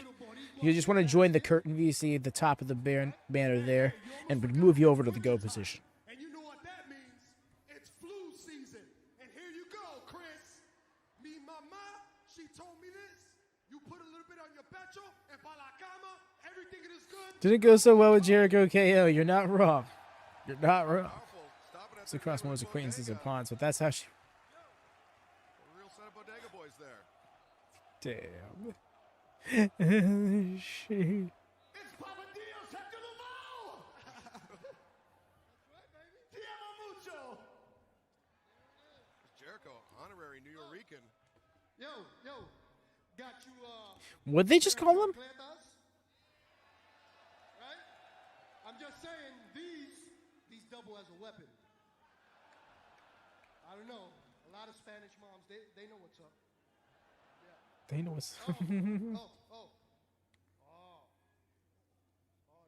you know what this is. You don't know what this is? Little bit of the 40. A little bit of the 40? That's great. Genuinely forgot that line. I don't know why I did, because it's excellent. 40, 40. Tonight, It's like, huh? You don't know what this is? Boricua. Oh.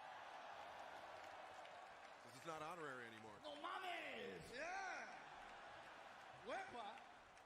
This is pretty much the greatest night of my life so far, but somebody's missing, conspicuous by his absence. Where is the big hurt Jake Hager? Where is he?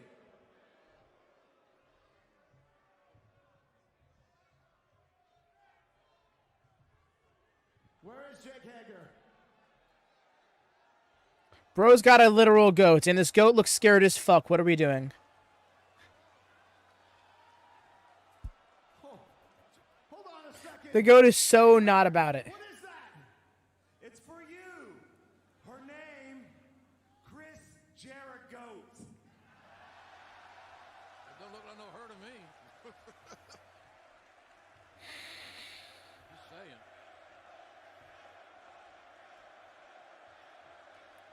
Yeah. If you can't get one that's trained for a big audience, you shouldn't try to do that spot. I want to ask you a question, though. There's a big box right here. What's in there? Really? It's a big surprise for me in there? Oh, that's my face right there. It's a big surprise for me? It's the biggest surprise. Let me see what it is. What do you think it is, guys? Abdullah? What is... Santana's clowning. Ooh, ooh. What was that Emi Sakura ass laugh? It's Chris Jericho. Granger's great, and my father, Tenor One of the top 100 New York Rangers of all time. Something tells me that this was supposed to be heat in Chicago because New York. Thank you. It's so great to be back in New York City. There it is. I remember that in the box. We're actually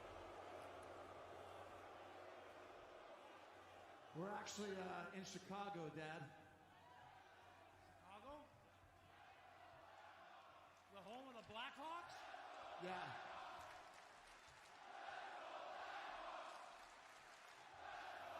Hey! Quiet down. We got a legend here. Yeah, it's the home of the Blackhawks. When I played with the New York Rangers, we beat the Blackhawks all the time. They were brutal. And they still are brutal. Kris, I used to beat the crap out of some guy. Look the named Jericho Bobby. bloodline. He's a complete wimp. I don't care what you say. Chicago Blackhawks were and always will be wimps. Damn. I think it was. Why? You're talking about green shirt guy? What do you got Or are those different there, people? Dad? I got some special gifts for the inner circle. Custom-made jerseys from the greatest hockey team in hockey, the New York Rangers. Greatest hockey team in hockey. Oof. Bro is like full on reciting lines. It's so hilarious. They're still getting the job done. Bro covered his ears. White shirt guy. Okay. I'll have to see. Front row, I take it. Even Soul Train gets one? All right, listen. Ruffian. A lot of fun here, haven't we, Chicago? Really? Really? Let's get down to the nitty-gritty. I have right here an official thank you statement from the AEW executive team and the TNT Network brass. I'm gonna read Bro it to finally you got his now. thank you? As a matter of fact, you know, I don't suck. Shut up.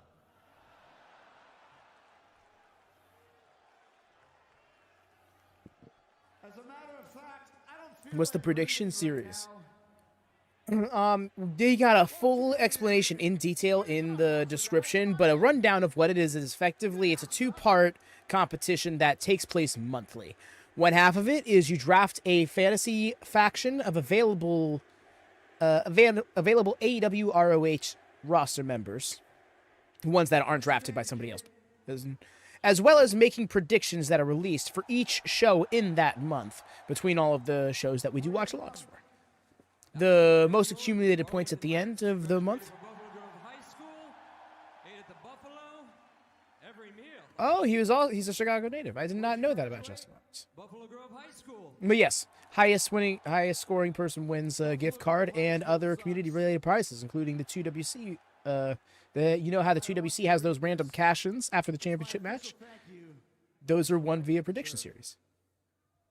Dear Chris Jericho, on behalf of Warner Media, TNT, you can join at any time. Does not have to be at the beginning of the league. And extend our sincerest gratitude and appreciation for all of your contributions and helping AEW become the most talked about wrestling league in the world. Your exemplary service to AEW continues to demonstrate not only the performer, but also the man that Chris Jericho truly is. Not only are you Le Champion, we are proud that you are our champion. Thank you.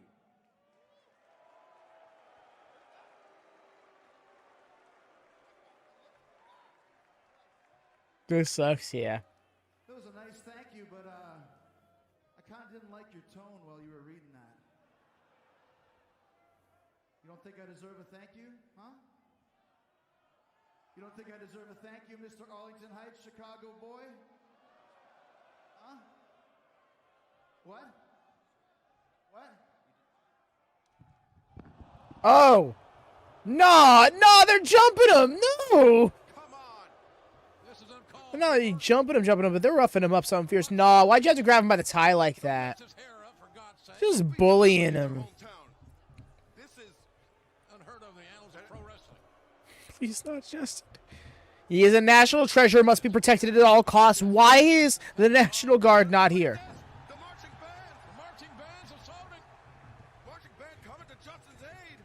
No fucking way. Oh, okay. Okay, it was SCU. That's hilarious. I fully was just like, imagine it was just. Oh, wow. Why Soul Train got get got? And it would be in the fucking Cobra clutch. Soul Train Jones is getting put down. You got put to sleep. Sweet dreams, Soul Train. Save him, Humpty Dumpty. Wow, look at this segment leading up to the main event.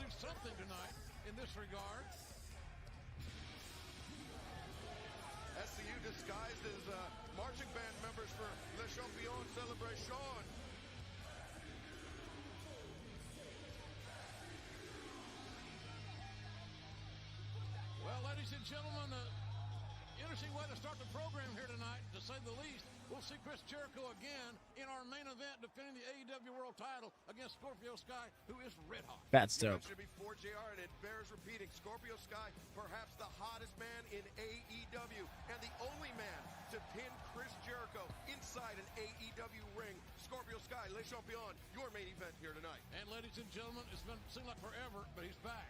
He'll be in the ring tonight. And there y'all see, that's the model of the thumbnail. MJF turning his back, aligning himself with Wardlow. But that's not all. Tonight, a rematch from this very building on August 31st. Pac, the bastard, will take on Kenny Omega one-on-one. And remember that night, Pac made Omega submit. And that says the score. Yep. Omega wants to settle here tonight in the ring. Plus, very rare submission loss for Kenny Omega. Saw it last week. The Dynamite Dozen Battle Royal came down to these last two men. They will meet here tonight for that $43,000 diamond ring. The Dynamite Diamond match. MJF. That PNG of MJF is not very flattering. Tony Schiavone is on assignment this week with his Georgia Bulldog basketball team, the Maui Classic. Tough detail, Tony. We'll see you next Who week. is this? We're going to be joined here tonight by a special guest. And next, tell us about this young man. All Elite Fleet announcer. He's part of the All Elite Fleet announced team, courtesy of our friends over at State Farm. Marco, it is our great pleasure to have you here tonight. And what are you looking forward to calling for us tonight? Definitely Lucha Brothers versus Best Friends. Should be one hell of a match. Exactly. Good job. Sound bites. I love it. Ladies and gentlemen, let's take you down. Sound bites. I love it. Why you gotta be like that? With us, but Dasha has stepped in to take his place here tonight, apparently. Dasha, take it away.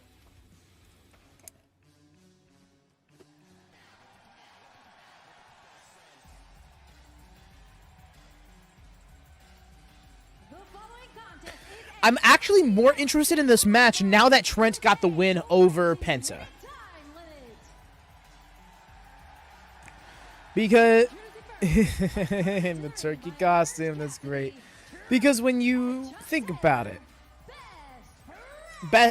Trent versus Penta, then Best Friends versus Lucha Bros, the way that I would see that is that the more experienced singles competitor would be Penta, the more experienced tag team would be Lucha Bros. Oh, speaking of Lucha Bros, hitting the Tag Team Championship quarterfinals special. Jump your opponents before the match. Well, it wasn't their opponents they jumped before, but all the same.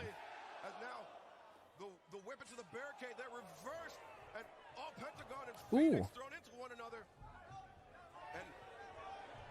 Match has not started yet.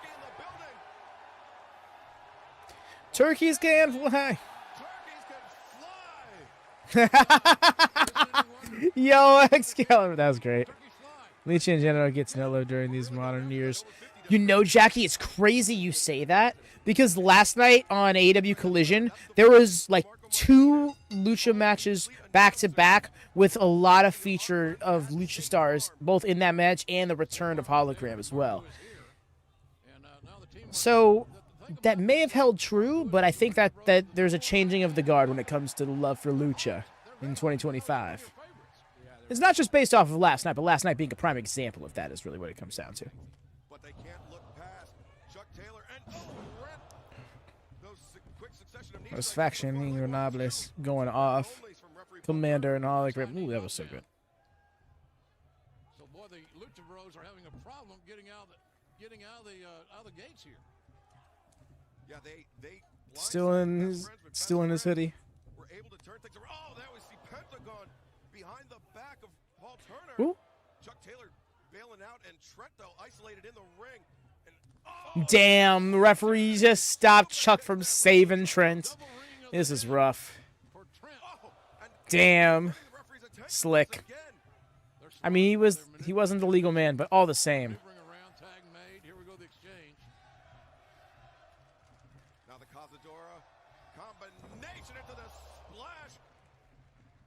Pentagon with the cover. 1, 2 count only.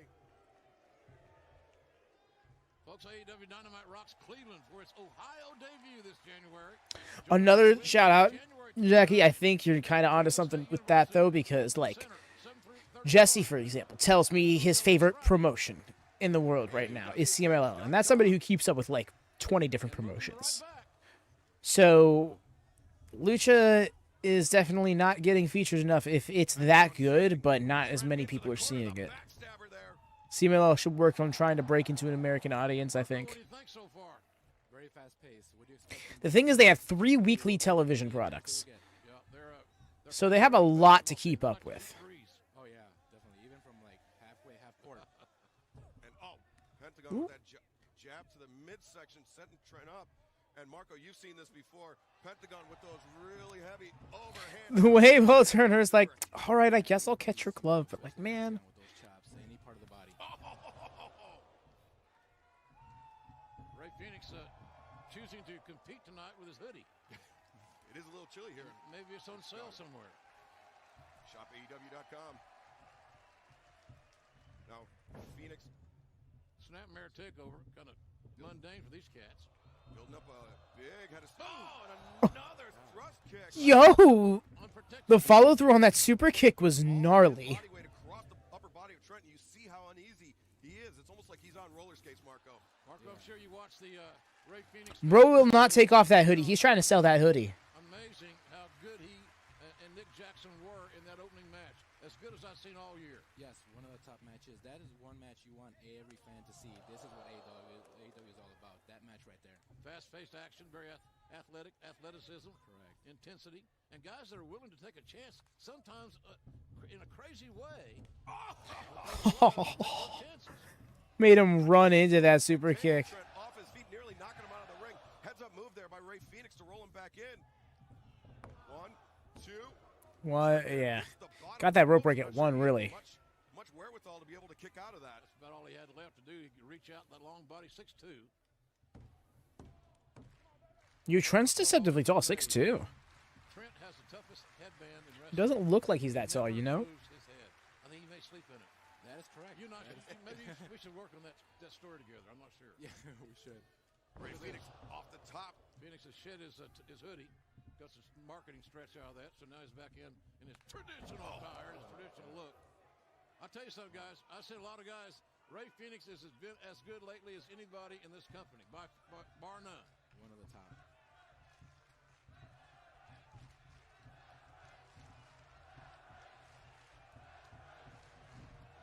And we're back, ladies and gentlemen, here in Chicago. Best friends chance. Okay, I'm like, what are they chanting? And we're glad that you're with us here on TNT. Oh, look at that step up. Rolling Silva taking Chuck Taylor off the apron. Lucha Brothers have been in firm control of this entire matchup. A red-hot tag team match kicking off here tonight. We're glad to be sitting alongside Marco Martinez. Our All-State. Nice. That was very slick the way he backed up because he had Trent's legs pinned up against the rope there. Damn. Drop kick to the gooch. 1, 2 count only. Marco, you ever hit a paradiem? No. Do you know what a paradiem is? Not really. Me neither. Okay. Hey, you get $50 a day. Pentagon Jr. turns to Paul Turner saying, I tain't misbehaving. It's an interlude here. You don't normally see a break in the action with the Lucha Brothers. Oh, no, it's constant, just straight up attacking. And you have to imagine Pentagon with revenge on his mind after Trent rolled him up last week, and now Trent makes the tag out to Chuck Taylor. Chuck Taylor, the all-star. Trent didn't roll him up. Trent just beat him. Trent hit the crunchy and won. He's not like victory roll and sneak out. Charging in, ducks the clothesline there from Pentagon, rolls through. Beautiful transition by the Kentucky gentleman into the half grab. Such a genuine smile. So when Ray Phoenix springs up out the ashes, that super kick is hilarious as a result. Assisted offense dodged. Oh! Such good. Yeah, now momentum is starting to be on the best friends now. Yeah. That extra high angle, their heads practically clacked. Would like nothing more than knock off the #1 ranked team. No! Tope con Chucky.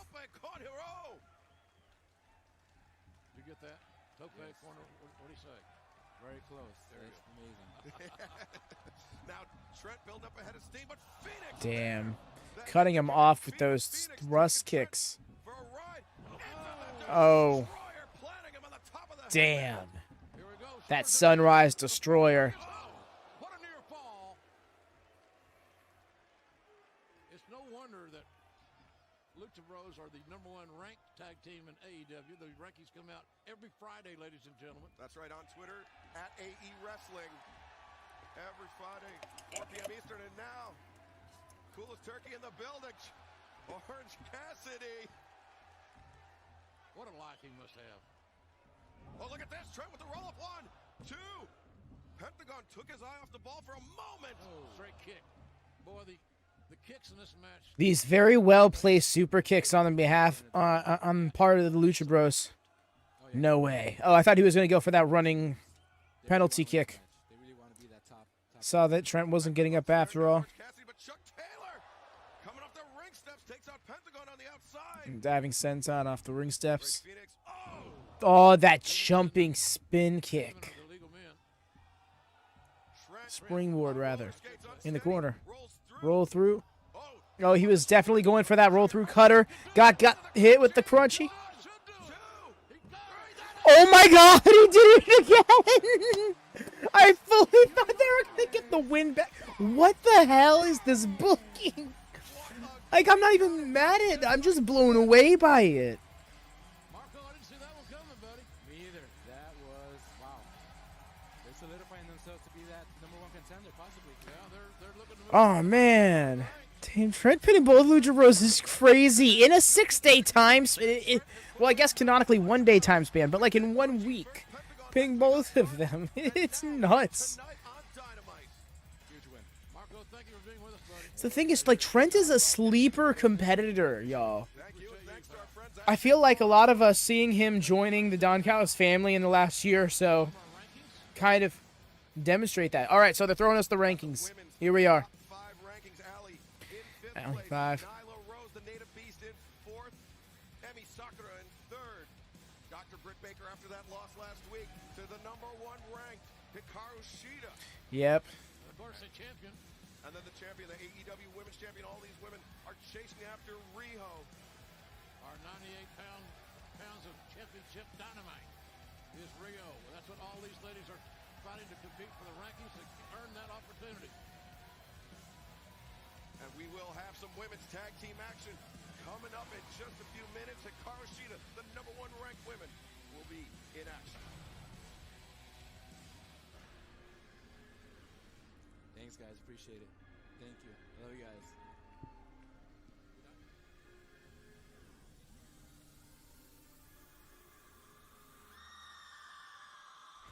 The following contest is a tag team match scheduled for one. Imagine this theme hits in 90 days. Introducing first from Wellington, In 90 days, I say dramatically. She's rugged, I can tell you. No, but real though, imagine a return at Double or Nothing. That on full display at Full Gear. Yes, Jackie. Britt Baker nearly Yes, the rankings mattered a lot. Up until like 2022, the rankings played a big part in booking. There was a blemish here and there.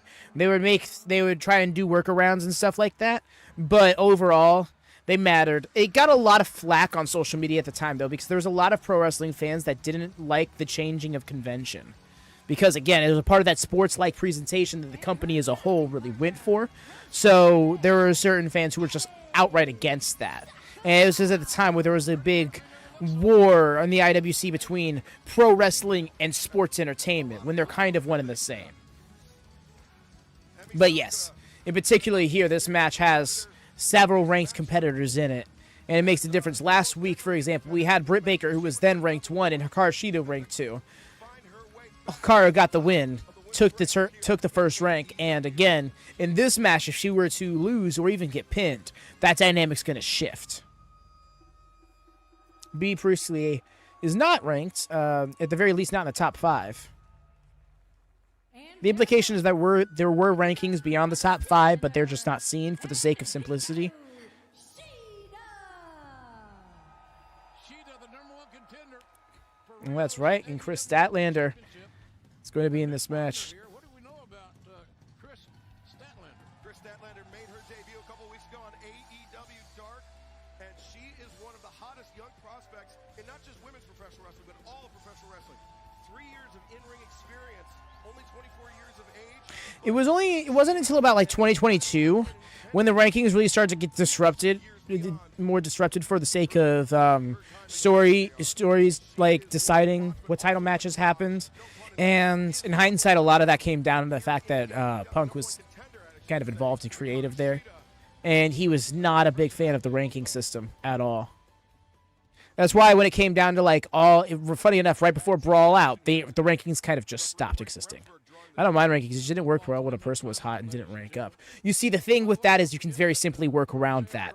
You book them a win on Dark against ranked number 5. You book them a win on Dynamite against ranked number 3, and then the next week they're ranked 1. Like, it really was that simple, and they did that several times over. But a lot of people didn't feel like that was a possibility because, again, they just it more so came down to trying to find flaws with a different system. Punk was right with this guy. Statlander's got size and strength. Oh, look at that! That sideways moonsault was ridiculous. Now, B's interest is so sad given this beast. It's, yeah.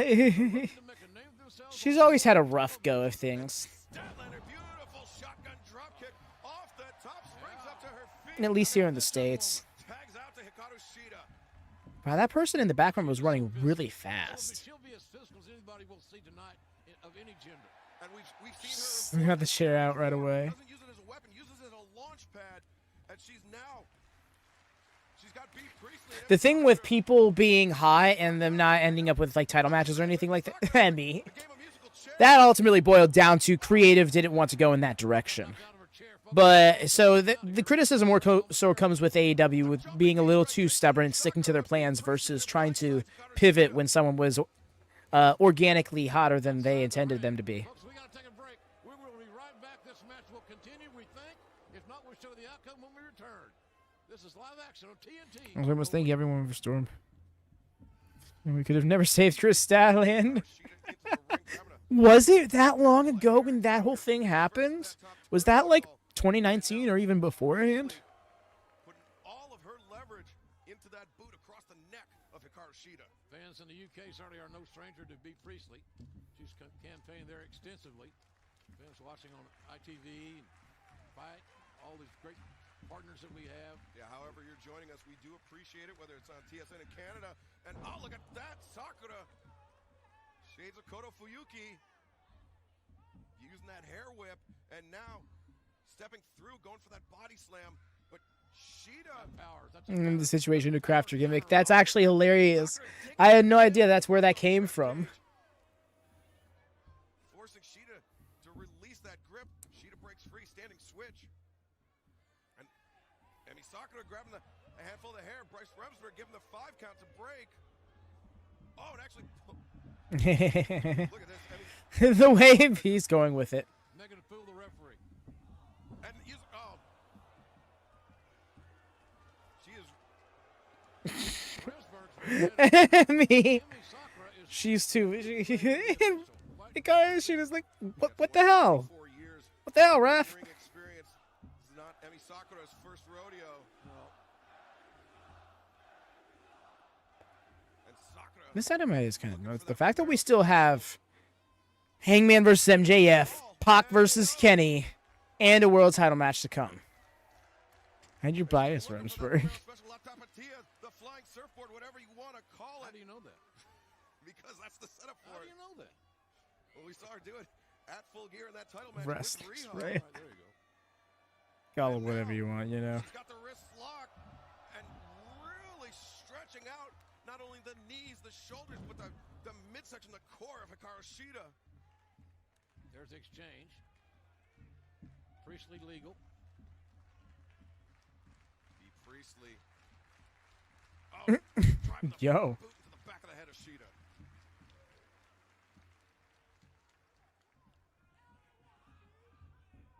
This live tag team match continues here, ladies and gentlemen. From Chicago. Damn.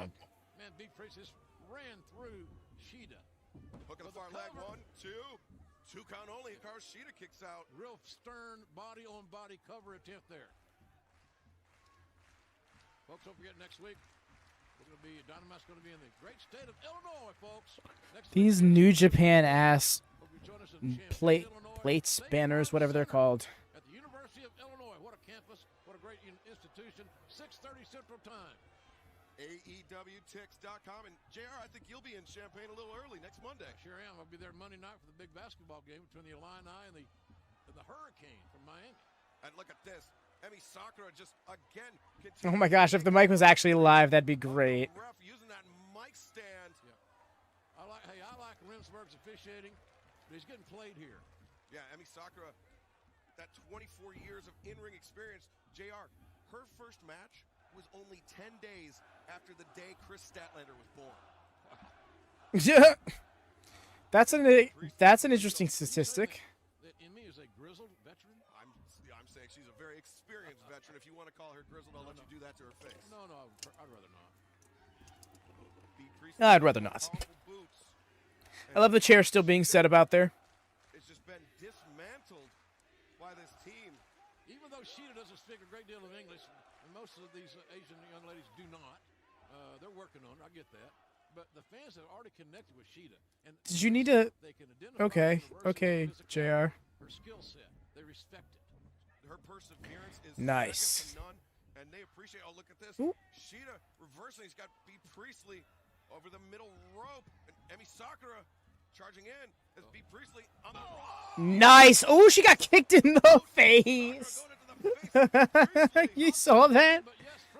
Oh, nice.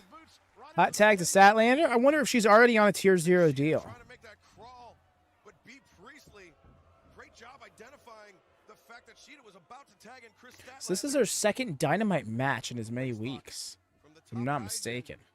And her third match in the company overall. Recently moved to Japan, and Hikaru Shida just moved to the United States. So, oh, step up and Hikaru. Rattle B. Priestley. Priestley up on the shoulders, fights her way out of the fireman's carry. German suplex plant sheet on the back of her head. Very nicely done suplex. No doubt about that. High knee, the good counter. You always wonder what the counters are going to be after a big offensive move like the suplex. What does the suplex, the victim... And there's the tag, barely. This is a very gentle tag. Galaxy's greatest alien, Kris Statlander coming in. And she's a big, strong Oh, look at woman. that, the bridge back. Oh! Perfect kick right to the earlobe. That's right, she caught Sakura on the corner of the jaw, and that big, powerful right elbow takes B. Priestley off the apron. When a woman that size, that strength, that agility, and that the explosion hits you with a strike, it means more than anything. There's a version of the Oklahoma roll. A woman after your own heart, JR. Very famous for the great Danny Hodge. From Terry, Oklahoma. One, Sooner. Two. Look out. Was not in position quick enough, I don't think. Bryce was a little too slow in keeping up with the action there. You regroup. What do? You go right back after it. She needs to build on this offensive series. Going for the... Oh, look at that. She went for the body slam, but Sakura... Oh! Damn. Face first, right into the canvas. Just twisting face buster there by Emi Sakura. Now, getting that Sakura chant going here in Chicago. Starts my day every morning. That's Sakura chant. Just love it. Emi Sakura. She could be burning daylight here, giving Kris Statlander a chance to recover. Oh, the diving crossbody. Oh, Priestley getting there a little. Identifying. Boom. Ooh. The open opponent. Man, those feet right to the spine. Look out here. Oh, the backbreaker. Man, that should Sakura do it. covers 1, 2. No. Oh, she kicked. Wow, she kicked. That backbreaker would have gotten it, I believe. See, they say Emmy wins matches with that. Kris Statlander. A lot of faith in Statlander. Vader bomb, or perhaps the moonsault press. Statlander rolls in. Oh! Piecing her up. No way. Is Statlander about to freaking pin Emi Sakura? Statlander. She's got Emi Sakura up in the electric chair. And now. B needed to save her. Oh, but she did the deal. Oh, B's done for. And then that electric chair drop. Oh. Can that be it? 1, 2. No. Just barely in it. Yo. Near fall. Almost bought that ticket. Less than a second away. Yo. Driver. Yeah. 2. Decent form. Save from B. Man, Statlander has had so many opportunities here to win, but the pins have been interrupted. Oh, high right roundhouse. As B. Priestley staggered once again. Oh, the mic stand, I believe. Cheap shot. The referee didn't see Oh, it. look at that. The Referee didn't see the cheap shot. back suplex. Sakura with the maestro. 1, 2, 3. Nah, she just barely stole it. I'm the referee. And just like that, these rankings are fucked all over again. Because now Hikaru Shida risks not being ranked 1 come next week. Especially because rank 3 here got the pinfall and the victory here in this matchup. Referee got to call what he sees. You got to see what you call and call what you see in this game. And Emi Sakura using that veteran savvy. I think it's going to all come down to, yeah, where is Britt going to fall into this? Because I think what happens is that Emmy moves up, at the very least, Emmy moves up to 2. Against Scorpio Sky, the only man to pin him inside an AEW ring. And I know who will be very interested, bystander, shall we say, in this outcome. That is John Moxley, who, by the way, is standing by. 6 months ago, I declared war on anybody in AEW who want to stand in my way. And nothing's changed. Through every obstacle, with every setback, with every new scar on my body, I continue to move forward, blazing a trail to the top of the hill until I am the last man standing. I'm a wildfire burning across the countryside. I am napalm. Jackie, do you feel like they didn't work? I feel like your impression is that they didn't work. Look over their shoulder and say their prayers and hope the inevitable never comes, but I wonder if there's anybody else out there that wants to get me before I get them. The kind of person that they'll call crazy, reckless. The kind of person they'll say has a... Because this was it working in real time. This is the call to arms. For anybody who wants to step up and be a hero, or get seriously hurt trying.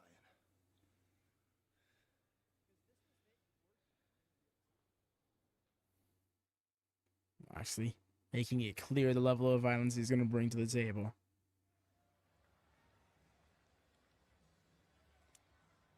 So yeah, we're going to get a little splash screen action. Wait to roll over.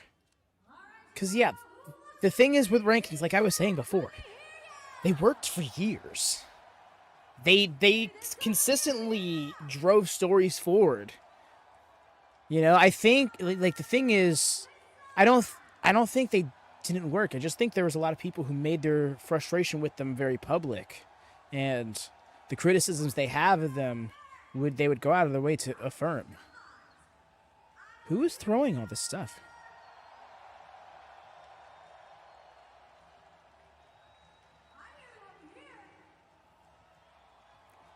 Correct for me, they didn't work because it never was hyped up from ranking changes as it went on in the years. Like, I never knew who was 1 through 5 as a casual fan watch. I don't know. I mean, I get you there, I suppose. I don't know. They make it very... Because the thing is, they just showed us the rankings. They ran it down. They're going to run it down. That's just my opinion.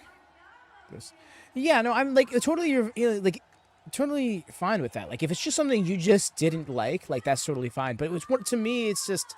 A lot of the criticisms that people had for it never held up. So it just felt like it was more of a matter of people just wanted it to be okay that they didn't like it. And it's okay to just not like something. Like, that's really it. This guy, you said football, right? But yeah, and I also don't want to invalidate opinions in saying all that, you know? Because, like, it's completely fine if something works and you don't like it. Here, I can attest to it. Main event Jey Uso. Not my gig. Not about it. But I see how many people are. It's so awesome to see his entrance happening and everybody being so freaking into him. And just like hanging on to his every word. And it's so organic. It's so genuine. And it's not something that I inherently am embracing. But it's also something I see the quality of, you know? So... While I'll never be the one who's probably like, you know, yeeting, it's still awesome to see, kind of thing. Because it does work for others.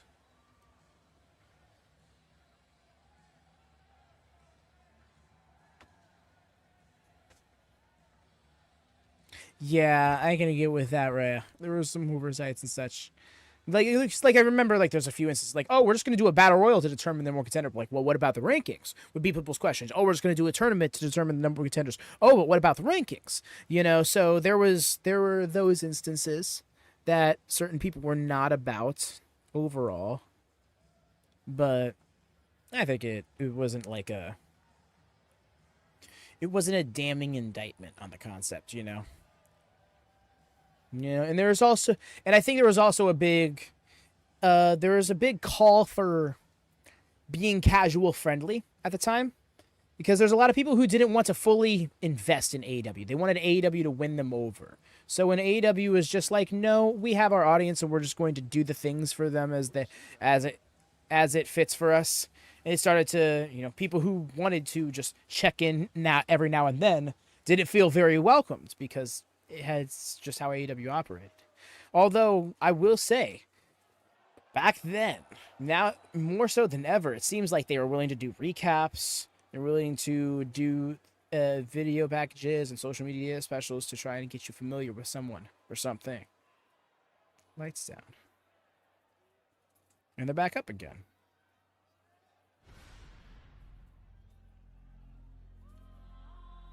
Aha. That's what I was waiting for.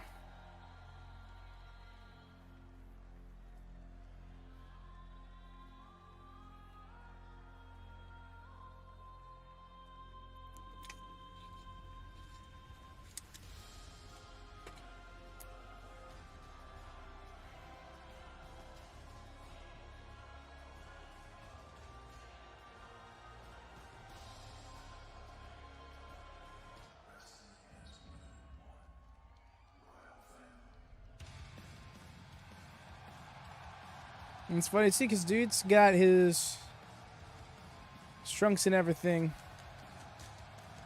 Guess he's having a match, but it was initially just supposed to be we'll hear from Cody.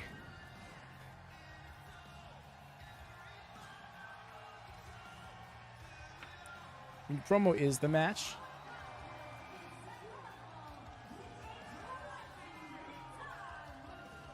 Making his way to the ring from Atlanta, Georgia, the American Nightmare, Cody. Cody's the number 3 rep contender in the AEW rankings. This come out every Friday on social media. He's number 3, and I know that's not where he wants to be, but Pastor Gonzalez on the call. injuries and the issues he's had, Cody may be fortunate to be ranked 3rd. Yeah, Cody just getting medically cleared earlier this week. And yeah, this is a damning situation for him as well. He can still be ranked. He's ranked 3rd. But he can't challenge for that world title anymore. That's the most visible wound that he carried out of Full Gear, but that rib injury, that contusion, lying beneath the surface of Cody. Matt Nix And his opponent already in the ring, Matt Nix. Matt Nix making his AEW debut. Referee Rick Knox calls for the bell. That's unusual. And look at Cody. Look at how He is taped up. so taped up there. So say if Matt Nix is smart enough to go for those ribs in the early going, might be worth a try because Nix is obviously, I believe, maybe underestimating his abilities, the decided underdog in this contest. And you got to, shoot your shot, Matt Nix. Go after those ribs. Cody sweeps out the leg. Yeah. Fans wondering why Some basic schooling. if he lost that match to Kris, Trying to have a sporting contest as Cody. Freelance wrestling, baby. Oh, is he somebody who was that for freelance wrestling? Is that a local indie? is in the same path. He is in the number 3 slot. That's just a minority, Excalibur, of people that are overthinking things. He said, how many talents are there? Shot right there now. We know that Matt Nix is paying attention. And he just got a wake-up call. The one shot in the ribs is enough. Oh, that Cody Cutter immediately shuts him down. Cutter off the middle rope. Takes so much timing, coordination, strength. Here comes a weight belt.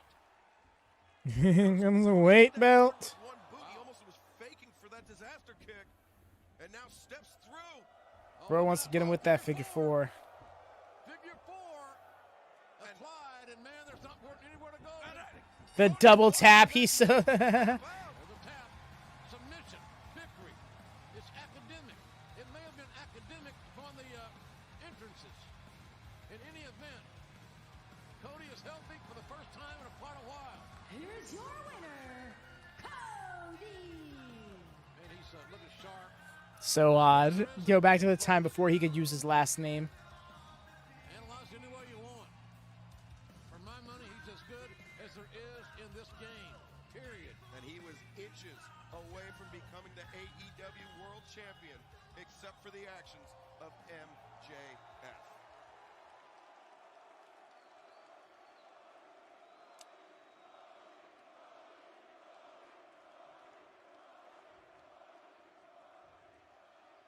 Bro is taped up severely. We don't have to wait. Let's do this right here. Let's do that right now. Look at this behind. Oh! It's the Blade! And the crowd not reacting. I remember that. That's so fucked up. And he is blindsided. No pop whatsoever. They were like, wait, who's that? What's his motive not far. That monocle is so badass. I want this back. The Butcher and the Blade are looking to sow chaos here. They picked their spot. They got a wounded man With the monocle. Oh! You can tell. Look at this Riz. These guys know exactly what they're doing. Who sent these people here? We've never seen these two men on AEW before, have we? We have not seen them before. The Butcher and the Blade have made their presence felt here in AEW. They could stand to explain him a bit better. A wounded Cody. And well, now we know who brought him here. It's the Bunny, Allie. Yep. Allie is now the Bunny. Those three B's don't stand for Better Business Bureau, I can tell you that. I don't know what the hell's going on here, folks. Chaos again. I feel like they could stand to explain them a bit better because they're pro wrestling mercenaries. They're hired guns in the purest sense in pro wrestling. Which means you can piece together what might have led to this. That was startling. But he should have come out first as a distraction, then Butcher and Blade attack from behind. Agreed. Agreed. The cutting out of the ring and popping up had people's attention. It's just they didn't know who was popping up. I also think they could have stood to attack quicker. The training staff, the medical staff. We may have just seen a major health setback for Cody. Wrestling mercenary. Sounds familiar. Yeah, there's a few of those. Which one you got in mind? Chicago equals rah. Totally healthy either. These guys, after a few years of business, will never be totally healthy. Getting an asshole chance? And especially when you have brutes like the Butcher and the Blade coming after Cody. Man, Cody's got to catch a break. He's taking himself out of the AEW title picture, which again will be decided tonight with Jericho and Scorpio Sky. Oh my gosh, literally. Okay, no. I see where you're going with that. I was thinking like IRL wrestling. My bad. Looks like they got to change the canvas. When he was being raised up to his feet, just a grimace of pain all over his face. I mean, you have to imagine every breath he takes is just like fire in his lungs. They got to restabilize. We've said this before in our broadcast. Damn, it's been years since I've been invested in MNW. Honestly, I hope Bosco doesn't book Sugarfoot Iron anymore. Just because that's a spot that somebody else could be having.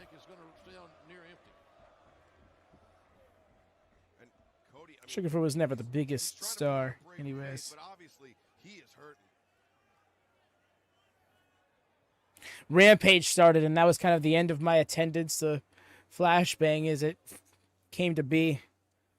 It looks like we're going to commercial break once more, so I shall be taking a break myself here. Y'all, please do drop a thumbs up in case you haven't done so already, as that goes a long way in supporting us and getting us recommended here on YouTube. The algorithm is a rough C2 fare, so if you could help us out, it'd be great. We'll be right back.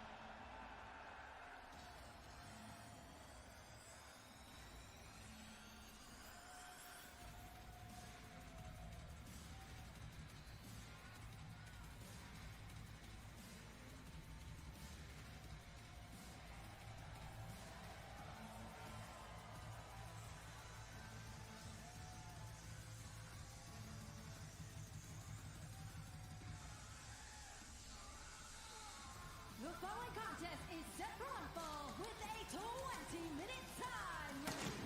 Making his way to the ring from Newcastle upon Tyne, England, he is a bastard. Pack! And you saw that number 1 next to his name, Pack the Bastard, who in this very building on August 30th to verbally submit, to pass out to that brutalizer submission hold. Kenny Omega carrying the weight of Pac, and the lights went out. Pac would like nothing more than to do it again here tonight in the Sears Center Arena. And hanging from the rafters here in Chicago, that banner commemorating All Out in this very building. Chicago, such a historic wrestling city, JR, and this building even more so. It's for the heartbeat of the AEW was discovered here in Chicago, for my money. This building. We got number 1, Pac, against the number 5 contender in Kenny Omega, who we'll see in a heartbeat. And out of 10.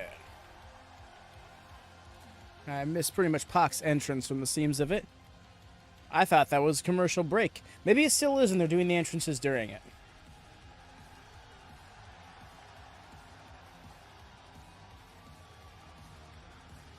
And his opponent, from Winnipeg, Manitoba, Canada, Kenny Omega! Well, you know, a lot of folks... I appreciate that the rematch is happening in the same exact venue. Also, we got another situation of rankings competition. I imagine Kenny Omega getting a win here would drastically shake things up. And he's got a chance now to move right up the rankings from 5 to wherever, because he's fighting number 1.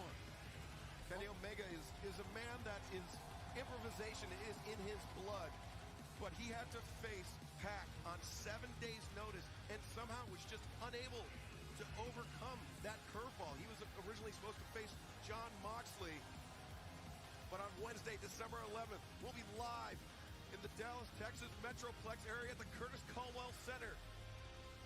Get your tickets now at AEWTix.com. We hope to see you there. And then just a week later in Corpus Christi at the American Bank Center Arena, December 18th. Hope that you'll join us in the great state of Texas for AEW Dynamite. You can't come if you don't have a ticket, though, folks. Let me give you a little tip. AEWTix.com. All right, here we go. No more tickets. Wrestling. This could be a main event, ladies and gentlemen, on this show, any other program. But we got it here for you tonight, and this should be a dandy. I used to feel like he's overlooked as the number 1 ranked competitor for a number of weeks in a row. That was odd. Stream looks like it almost lost connection there. Scorpio Sky that pinned Jericho for the first time in an AEW ring, and he will face Jericho later on tonight in our main event. Nice leapfrog. Uncanny agility, no doubt about that. In that Returning the favor. Look at these boys floating. Misdirect. Oh, look at that basement drop kick there by Kenny Omega, so fast. Right on the patella, a.k.a. the kneecap.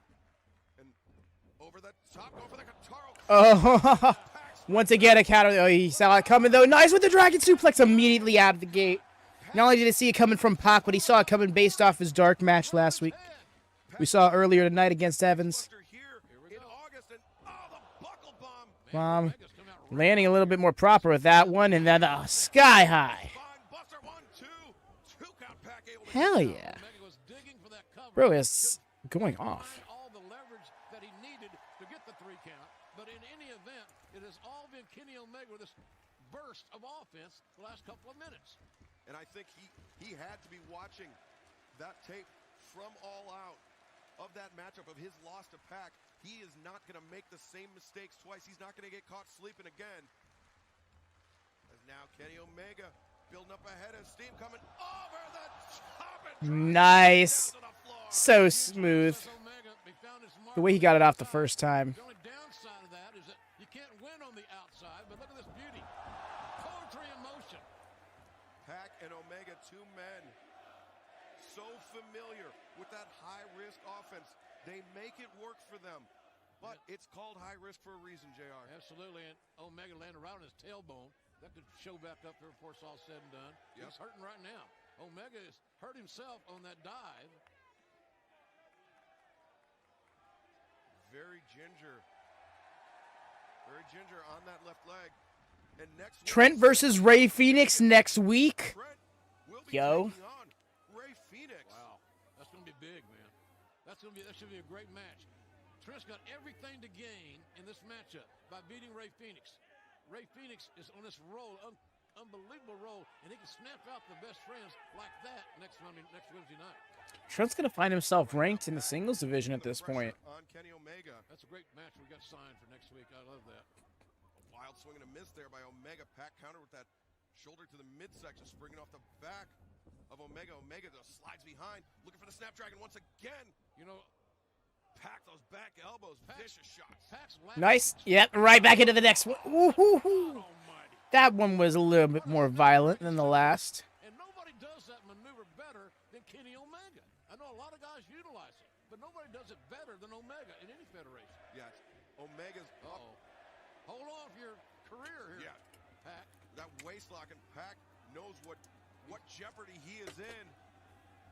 Pac's very, very strong, as you can tell, his physique and the way he trains. Ooh, that specific spot on his back that he was hitting.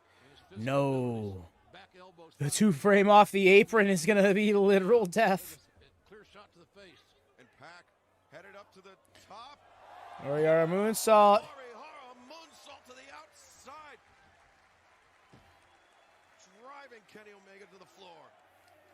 Take another look right here. Great hang time, accuracy, courage. Man, folks, what action we've got right here. This main event level matchup between two of the best in the entire world will continue when we come back on TNT.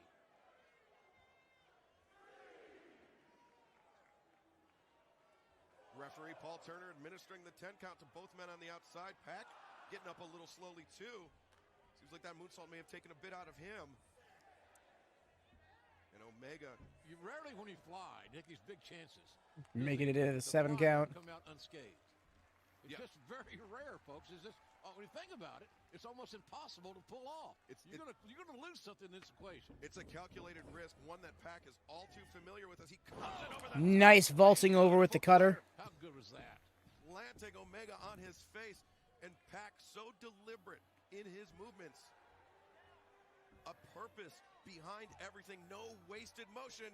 That drop kick takes Omega off his feet. Beautiful. Nice whistle drop kick now going for the cover, the lateral press. Pac on top, the foot on the bottom rope. He's out. Yeah, that monitor is fully out. They only have the one. They only have the one Titantron. Titantron. They only one big screen. ITV in the UK, TSN in Canada, and Germany, France, wherever you are in the world. Thank you very much for joining us. We do appreciate it. In that main event match, still to come later tonight. Scorpio Sky challenges for the AEW World Championship against Le Champion, Chris Jericho. I love going to the UK. I'll be there in February, as a matter of fact, for Kenny McIntosh. Get some frequent flyer miles? Yes, sir.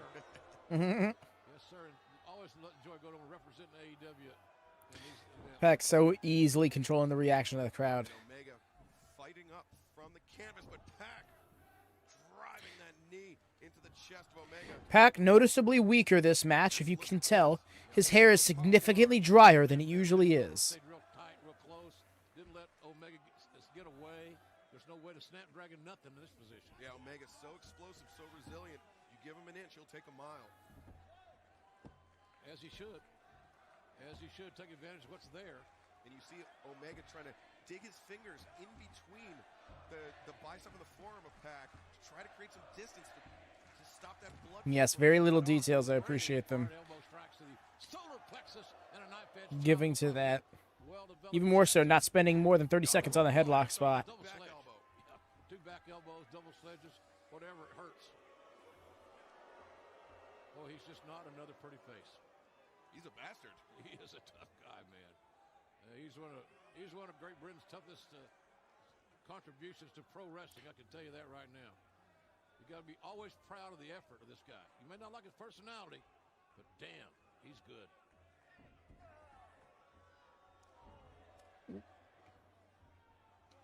Come on now. His abs are probably made of literal stone. It's not the spot you should be punching, Kenny. Kenny Omega. It all started right here in late August of this year. And you see on the bottom of the screen, little bit of the bubbly.com. Le Champion. The boom, boom, boom is so great. Seconds will be banned from ringside during the World Championship main event match here tonight. I love that. That's a great call by the AEW brass. Let's go man on man. See who's the best man between Jericho and Scorpio Sky. My goodness! This is Sparta! Literally! That teep sent him from center of the ring into the bottom buckle. Who's chiseled by the mountain of Mordor. 7 deities from 3 different pantheons collected together. On the I can't. Second one takes down the bastard. Third time was not the charm. Pac able to block it. Not that one. Here we go. Far leg. 1, 2. Didn't feel right, but Kenny went for the cover anyway, as he should have. What are we going for your Fisherman Buster? Nice. 1, 2. Again, Pac able to kick out. Oh man, that was another close one. Omega is. Look at his Takes face. control of the wrist. Angst, or frustration, or anger, or what? But there's a lot of emotion going through the mind right now of Kenny Omega. What we saw after that brutal match at Full Gear against Jon Moxley, an unsanctioned lights-out match that he didn't come out physically unscathed. He was not mentally unscathed either. You can't escape. Every part of his psyche. He escaped. Into the turnbuckles, Omega goes, but counters quickly counters. That's the key. Back elbow. Then, of course, the Got him with that nice old pump kick. Pac and Omega so quick with those strikes. Oh, man. Oof. Omega walked right into that major league kick. I think Omega was actually gearing up for a pump kick. But, oh, no, the bicycle knee strike. Very good. And Pac a step behind. Oh, Nice. Oof. Upside down. What a clothesline. Lariat, whatever you want to call it. It's damn sure effective, especially coming from that Kenny Omega looking like he's damn near unconscious. He's down there. He's under the jaw. He's under the chin. He gets you every time right in that sweet spot. Pac threw his entire body into that clothesline. He left his feet through every single ounce of strength he had into that because he knew that's what it would take to put Scrambling to his down. feet. Yeah. Pac put a lot into it. Our own bedlam right here tonight between these two rivals. Like any bedlam game, any rivalry game, anybody can win. No one's really a favorite. And if you think they are, then lay the points. See what happens to your money. Pac with that chancery bringing Omega up to the No worries, Wyatt. All good, friend. territory here. Something's got to give. Oh my gosh, the Avalanche fucking arrow. That was a bargain deal. Pac could not get his body in a position to make No deal. the cover. He had the Damn. cover was with his legs. As you take another look at this is huge. Pac, but he couldn't transition into a fitting combination. He did the deal, but you're exactly right, Jay. That cover of Pac's was bowling shoe ugly. Yeah, it was, and you're catching on. You're doing so well. You're doing so well. To the top rope. He could be looking for that black arrow. That's usually how he sets up for that brutalizer. Pac, black everybody there. The pool was empty. He's got some distance. Looks like they had charging distance, I dare say. V-trigger en route. Got him. Bro is up. Oh, wait, what? We're taking it home right away. You know what? That's smart. He's got to beat Pac quick if he wants to beat him at all. Oh, no. Trinity was looking like he was going for a brain buster into the crucifix. He's got a nice trap, but that core strength. Back into another one. Traps him deep. Hooks the leg. So clutch because he... Excellent wrestling right there. This match had another 10 minutes in it if he didn't try to end it now. Oh, that was great. Because, bro, turned it over with the crucifix. And core strength Pac. Mr. Abs of the Gods was able to roll it right back over. So he got him into the pinning again. Knowing that was coming once more, hooked that leg right when Pac was about to throw that leverage. Excellent wrestling. Such a sleeper when it comes to... Oh, no, for real, Ray. Like, if you want chiseled man's man, Pac's your guy. He is definitely the guy who has his own private study.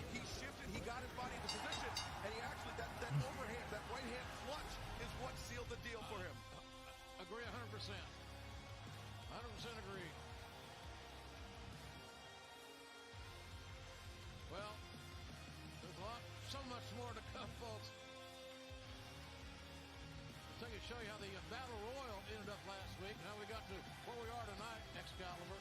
Exciting Battle Royal that really, MJF took advantage of every moment. MJF in that Dynamite Dozen Battle Royal was picking Yeeted. spots, taking cheap shots the entire night. And you see Orange Cassidy distracted, and MJF using every trick in the book to prevail. Both feet had a touch of floor to be eliminated. That did not happen. Then, and Wardlow coming out. But you're really the only one it's needed for, Rhea. Saw what we thought was the end. We thought we were the last two men that would meet tonight here for that Dynamite Diamond Ring. But MJF had never been eliminated. That snake in our grass is sneaking out underneath the bottom rope. He had never been eliminated. He disappeared out of sight, out of mind. So it's going to be MJF and Hangman Page for a big old diamond ring.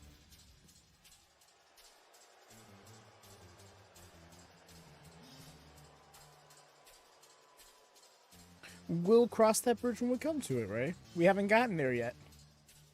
Oh, this extended intro. Still like, oof.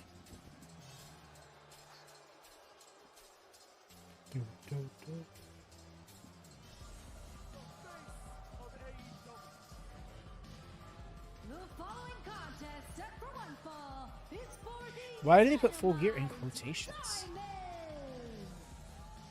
being accompanied to the ring by Wardlow from Plainview, Long Island, New York. He claims to be the face of AEW. Maxwell Jacob Friedman MJF. All right, Mr. Dodson, thank you. Let's hear what MJF had to say a little bit earlier today. I'm going to simplify this because you people aren't really all that bright, are you? The Dynamite Diamond Ring costs $45,000. It is bar none the most expensive ring in all of professional sports. Now, do you think that belongs on some white trash inbred hick from Virginia? Or do you think it belongs on somebody who's better than you and you know it? No shortage of confidence. In this one fall winter. Well, he was smiling like he was just watching his own vignette. Like, God damn, I'm so good. Dynamite Diamond match for that ring that seems to just continue to go up in value. Seems to just go up in value. We decided to add more gems to it. Number 4 ranked. Hangman out Mage.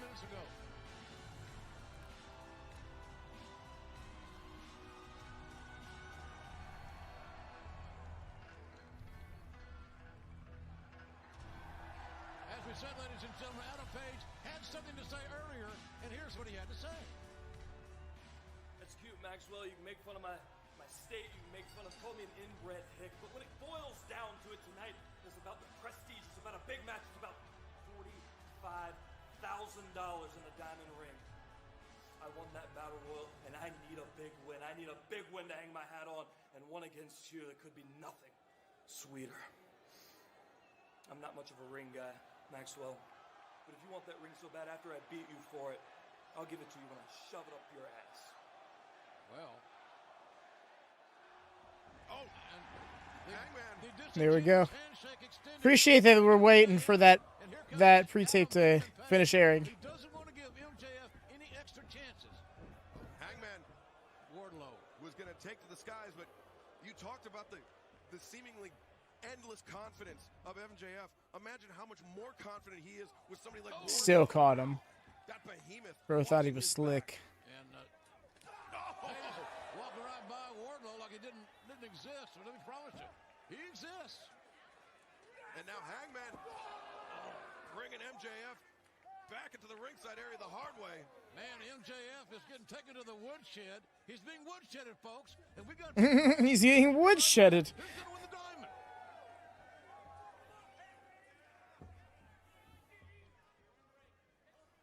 That icy glare exchange. Ooh, he's thinking buckshot early. Looking to set up. Oh, look at this. Wardlow grabbing the boot of Hangman. But now, look at that. MJF Ooh, working that arm right away. For us to think that Wardlow's not going to be an impact in this match, we're fools. And the referee's back is turned. MJF manipulating the referee. Referee can't see what he can't call what he can't see. And this Wardlow is a monster of a human being. And look at this. Hangman Page.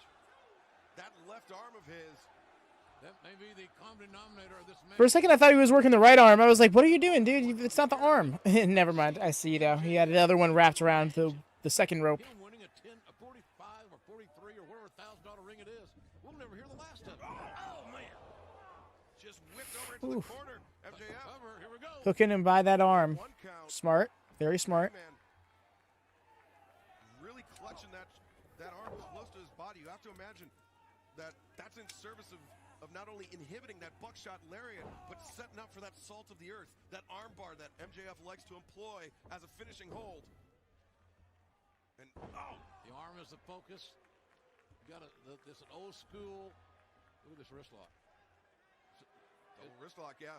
It's a old school philosophy by MJF here tonight, isolating a body part, injuring it, trying to continue to exploit that injury, and then take advantage and win. And Hangman knows he's in trouble, and he knows that he's fighting a pitched battle right here with Wardlow on the outside, and MJF, somebody that's proven to be Effectively a 2-on-1 battle. Oh my gosh, by the hair. So dangerous. I dig that blue on MJF though. Disregard for the rules. You walk around and smile and glow. Teal, really. It's depending on spectrum of your eye, it looks more blue or green. Nonetheless, back to the arm. Smart wrestling. We may not like the guy. You may love him, folks. If you do, that's your call. His personality is hideous. So be honest about it. He's a brilliant kid, a great, great athlete. But, man, he loves it. He loves it. A blue-chip prospect, but with a repellent personality. You're exactly right, JR. MJF. Ray, you quoted me earlier about Jack Evans. That's hilarious.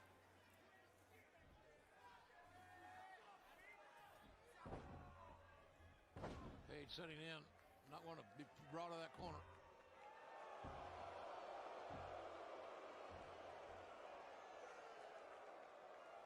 And we are back here. MJF continued to incite this crowd. Finally, Page. Knife edge chop. And another one. Page's arm. His arms have been the focus. That left arm is in the insertion point there at the elbow. Is a nice. Big problem. Follow-away slam. Nip up by Hangman. Caught him so easily for that follow-away slam. The way he kissed up right afterwards. He's going to hit him with the tope. Yeah. Oof. Yeah, kind of landed on that arm. Oriara moonsault time. I like it so much more.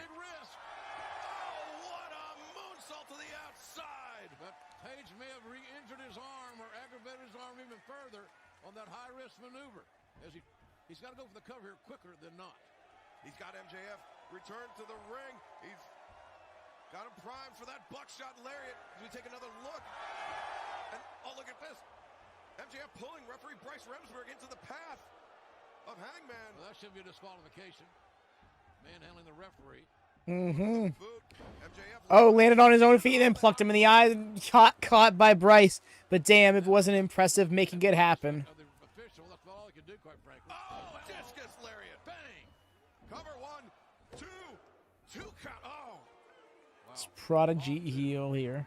And JR, you have to remember a couple weeks ago on Being the Elite on YouTube, we saw Hangman Page voluntarily leave the Elite. And here he is tonight. He knows that he needs to get back to his winning ways. And what a win this would be for that Dynamite Diamond ring. And honestly, this arena has not been kind to Hangman Page. No, he has got a losing record in this building. Oh, that was rough. And he landed on that bum knee of his. Got caught with the... Oh, my gosh. Big time impact. Baited them in. Finally got there. Look at Wardlow. Put the foot on the bottom row. That'll stop the count. Bryce's... The way his hand was on dude's foot. Like, come on, Bryce. Admit their atrocities. What do you want him to do, Bryce? Sign an affidavit? He ain't going to admit to nothing. I would say that is an over $40,000 move by Wardlow right there. I think you're right. Bottom line, he bought his man, MJF, a lot of time. And Hangman. Oh, that right hand. Oh, man, a shocking right hand. Right in the jaw of Hangman Page. The referee was with MJF. What is this? What is this? Oh! Oh! Ooh, that was so ugly. Kiss my ass. That's not a crossroads. That's a damn double cross. That stiff ass right hand from Wardlow, and then that ugly crossroads. All right, so give him the ring, get him out of here. Yeah, if you thought he couldn't shut up before, it's going to be insufferable now. Oh, my God. It was the ugliest double cross I ever saw executed, but it worked. I don't know. Was it a double cross or was it that right hand? Well, we can speculate. So the ring presentation will be forthcoming, as in right now. It's me. It's DDP. Damn.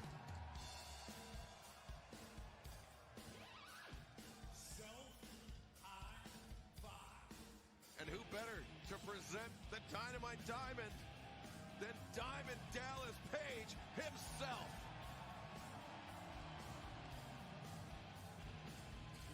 Man, he's a great shape. What's the secret? Yoga. DDP yoga.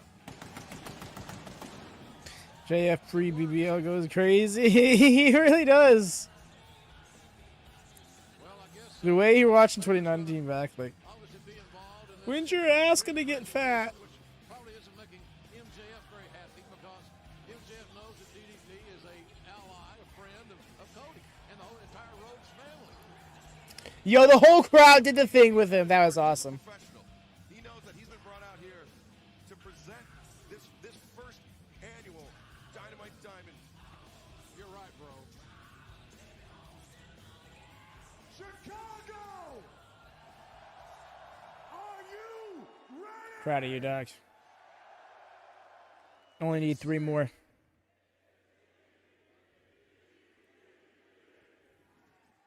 It's DDP. And I'm here to present Just need like 3 more. Zach, it's all your fault. And I'm here to present the very first AEW Dynamite Diamond Ring Get on my level. to the very first winner, Maxwell Jacob Friedman.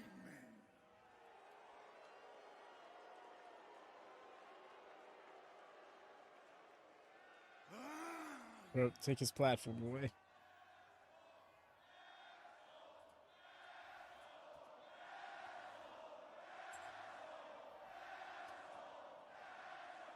Okay, and choked. No worries. I was trying to slam this whole bottle. I didn't quite get there. Some of your actions have been very, very disappointing to me.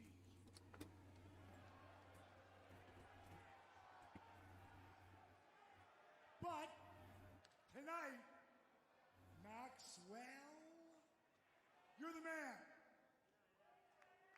So, since I am the bigger man,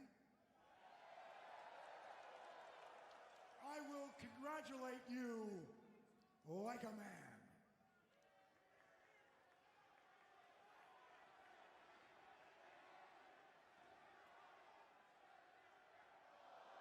Oh. Well, that's disrespectful. Seriously. Yeah, Ray, that's the thing. 'Cause I was kind of trying to tease the possibility of Hangman winning the ring. And when Heyman was like, "I'll so give it to you and shove it up your ass," kind of thing, is like, oh, that kind of even plays to that. But nope. Off, big man. Because you look really kind of stupid with his 63-year-old man kicking your ass all over the streets of Chicago. Oh, look out. Wardlow. Yo, Bryce, you ain't doing shit, dog. Some help out here. We don't need this. Oh, look at that. Some referees trying to separate them, and now DDP and MJF exchanging shots. We've got security. We've got officials. DDP versus Wardlow. Book it, TK. Chaos continues on TNT. Ladies and gentlemen, we've got a lot more still to come, and we're going to have it for you. Titles on the line when we come back.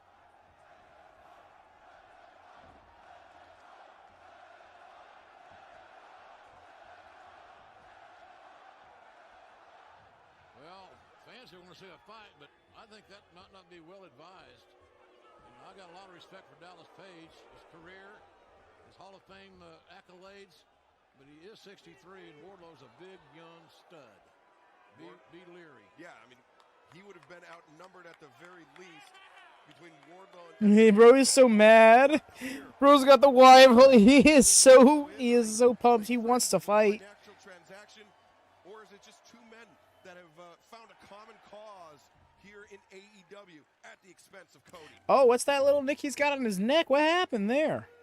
DDP's got a little laceration there on his neck from that scuffle. Those hands of Wardlow just digging into his neck. Powerful, powerful hands. Great crowd on hand here, seeing this unpredictable action. This has been one of the most unpredictable broadcasts we've had since we started this series. All started out tonight with the celebration for Le Champion, who later on tonight may not be walking out of the Sears Center Arena as Le Champion. Action continues here. Okay. The stars keep on rolling. There's Dustin Rhodes. Like his brother Cody, the son of a plumber.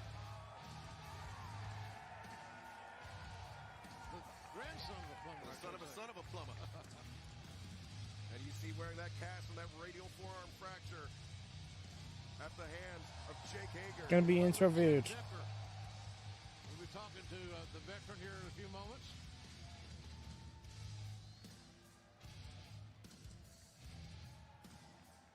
Add it. Yeah, we need mods for our mods. Back any day now from that radial forearm fracture. He's resumed training. Just a matter of time before that cast comes off.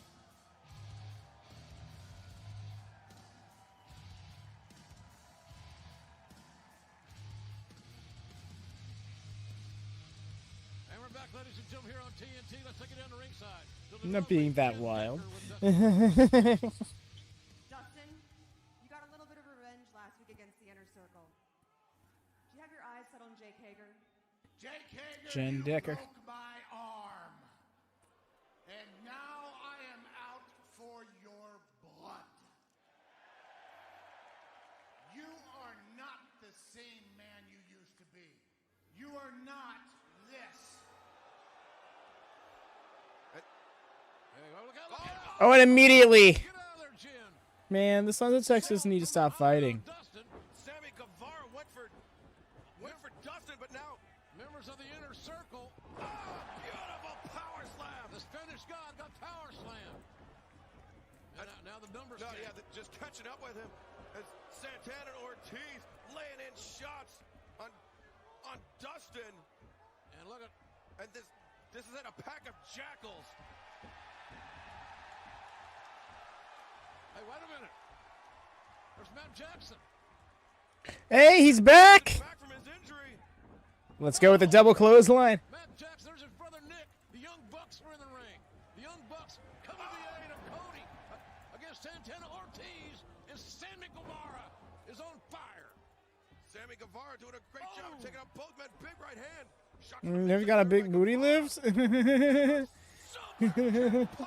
in Chicago, Illinois. Yo, this brawl is breaking down something fierce. And oh, look at this. The way the story's been going on for some time now. Could be some some shattered dreams here. And broken expectations. Or could be Shattered dreams and broken expectations. For the Inner Circle. This is not how Chris Jericho wanted to go into his title match, which is his moment to wow! It's long. It's deep. It is good. Sir?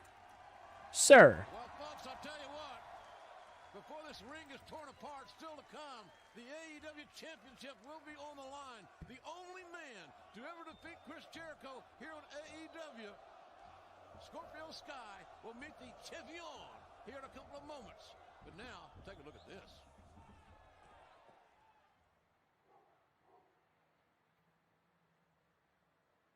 What? No. Ooh.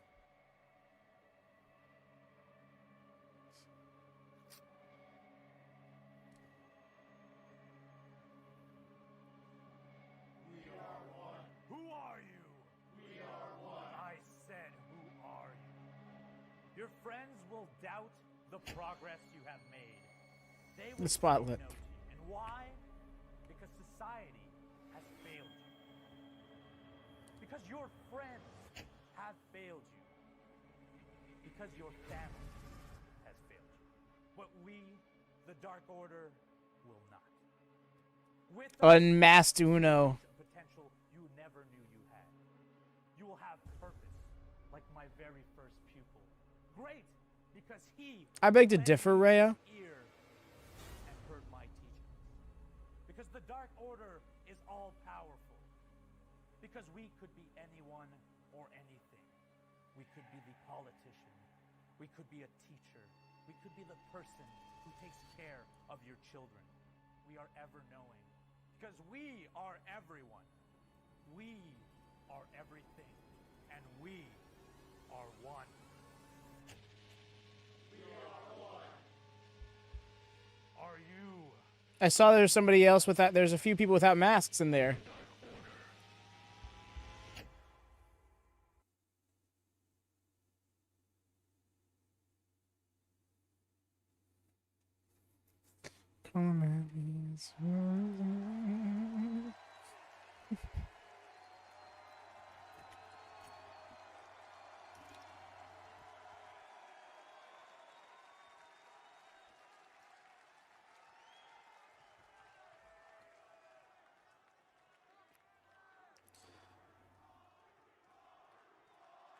No, Ray, I'm not going to argue because that is not what we're here to do. We're here to watch wrestling, not talk about the physical features of the wrestlers. How about we have a six-man tag next week on Dynamite? It's called a trios match. They were gonna boo. Save it for the back. What are you doing? Are you guys having a good time tonight?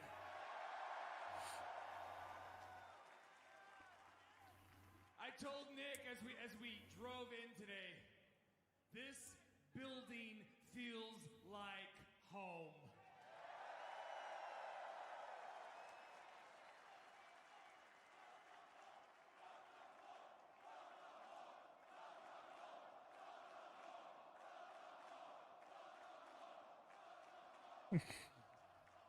This is where it all started, Wild. guys. And this is only the beginning. Are you ready for the end of a kick-ass show? Ladies and gentlemen, let's finish this show off with a bang. We're going live in just seconds. Thank you so much for coming out. We love ya. Ray, like you wouldn't, like you haven't already and wouldn't continue to embrace it regardless. Don't blame it on the command being what it is.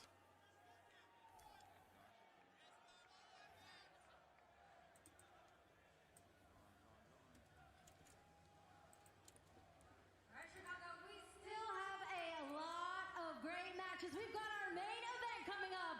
And after AEW Dynamite goes off the It's air, the command. So you'll behave yourself more if the command goes away. dark matches still to come.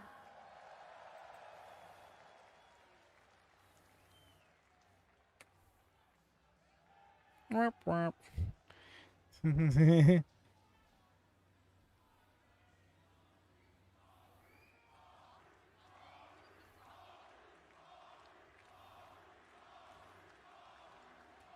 Okay, Ray, I'm gonna hold you to that.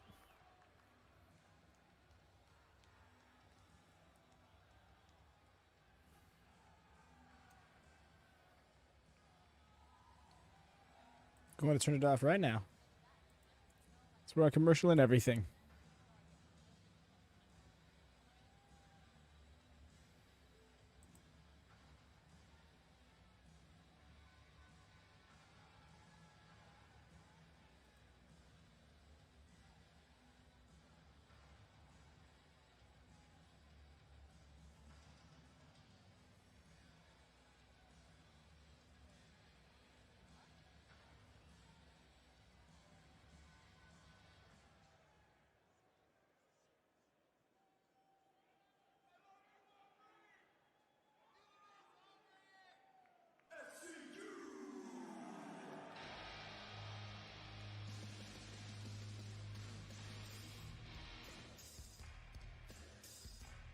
Because this is so public, I'm going to drop it in talking segments.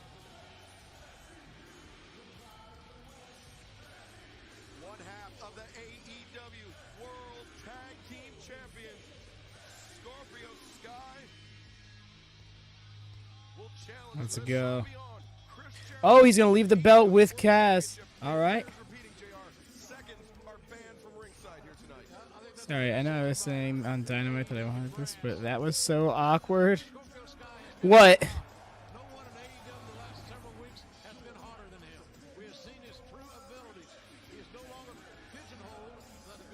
Sorry, I know I was saying this on Dynamite. I didn't want this, but that was so awkward. What was so awkward?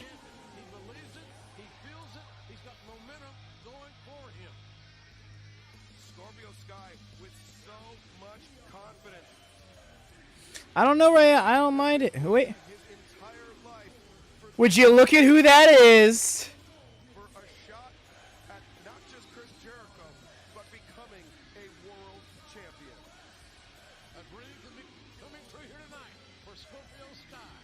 Let's see if it can be manifested.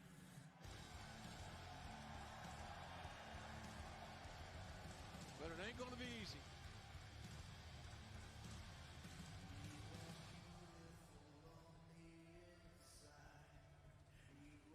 No. The girl that Scorpio Sky hugged.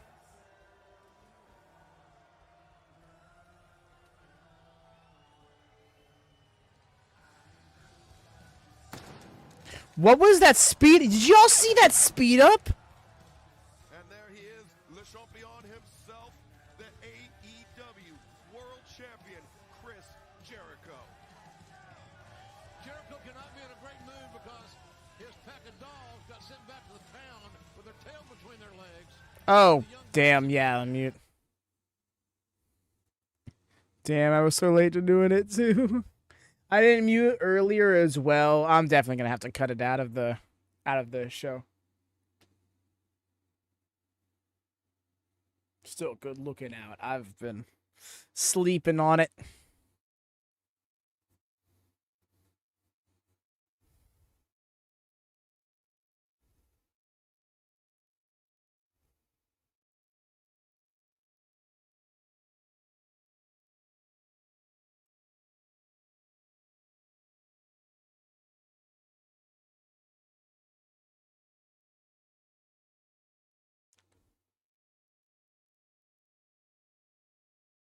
Weeb Advi doesn't exist.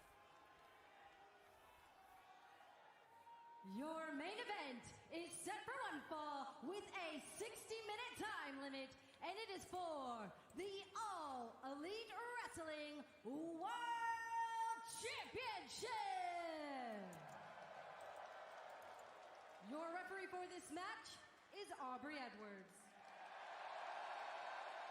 These are copyrighted. Oh, the fingers thing. That's what he's referring to. That's not a... Man, I'm not... AEW World Tag Team Champions, Scorpio Sky. Just about 17 years of in-ring experience, the biggest singles match of his entire career. And his opponent, from Winnipeg, Manitoba, Canada. Yeah, I wasn't even going to bother explaining, Rhea. All Elite Wrestling World Champion, Le Champion, Kris Jericho. Jericho's at one was a tag team loss. Who pinned him? Scorpio Sky. Yeah, Chris Jericho still undefeated in singles competition here in AEW, but not if Scorpio Sky has anything to say about it. Again, no seconds at ringside. It should be a little less challenging for our official, Aubrey Edwards. But nobody more capable. No, she's great. She's our #1 official here by popular demand, I think. By popular demand and performance as well. Yeah. Calling it right down the middle, Aubrey Edwards. Today. She takes her job very seriously, and I appreciate her efforts. She doesn't let her gender be an issue. God bless Aubrey Edwards in that regard. So here we go, Chris Jericho. This is one fall, television time remaining. No, 60-minute time limit. Oh, yeah, we're going to go 60, aren't we? Yeah, we're going to go to 60. If this match will conclude after we go off the air, we will bring it to you on YouTube, on our social media channels. You will be able to see the conclusion of this match tonight if it goes past the top of the hour. Right now, something isn't related to a specific question. Give them an hour to take care of their business. That's right. All World Championship title matches, 60 minutes here in All Elite Wrestling. So here we go. Let's see if Jericho can get in the head of Scorpio Sky, because I can tell you, and I love Chris Jericho's abilities. I helped sign him one time to a major deal, but he cannot match athletically with Scorpio Sky. Scorpio Sky is too fast, too agile, too quick. So Jericho's got to ground Scorpio Sky, in my estimation, to leave here with a championship. Yeah, Scorpio Sky is... Deep headlock to start off with here on Scorpio. He seems to get faster and stronger. And, I mean, and that just is second only to his mental acuity. Chris Jericho, one of the most dangerous chess masters in professional wrestling, but Scorpio Sky... And Jericho's a great strategist, there's no doubt about it. We've seen him so many times, so many major matches, headlining huge events, good drop kick. Yo, the way he floated through the air after hitting that drop kick. Sprints across the ring to deliver a clothesline. Scorpio Sky is uber athletic. The thing is, he just doesn't use that to do like a bunch of flips and stuff. But he can fly with the best of them, and Mans has some vertical leaping ability that will blow your mind. Yeah, Scorpio Sky so versatile, able to think on his feet and think with his feet. No, oh, that shoulder to the midsection knocks Jericho back. Scorpio Sky goes over the top, sunset flip attempt. 1, 2. Only a 2 count as Jericho able to kick out. And Sky diving back out. Sky brother of EO Sky, yes indeed. Yeah, and right now the challenger, that man, Scorpio Sky, is keeping a fast pace. He is dictating. No relation to Velvet Sky, however. Don't ask questions. Not pronoun boy. A rake of the eyes as Chris Jericho. He's very unsteady. It seems like all those extracurricular activities may have taken his focus off this title match. You think? That band, the GOAT, his dad showing up. The stuffed animals in the inner circle, everything. Gonna float over with that. Oh, no. Now I think about it, Chris wasn't exactly in a good enough position for it. I thought he was going to do the float over cutter. Cutter. Jericho connects with the drop kick. Will it be enough to turn the corner, build momentum? The title is on the line and will be decided when we come back. Jericho is certainly proud of his accomplishments thus far, because here's what he's done, Excalibur. He has slowed down Scorpio Sky. He's not grounded, but he slowed him down. Sky came out of the gates hot, as he is wont to do. His explosivity is second to none. Jericho knows he can't match Sky in that department. So what is he going to do? He's going to grind him down.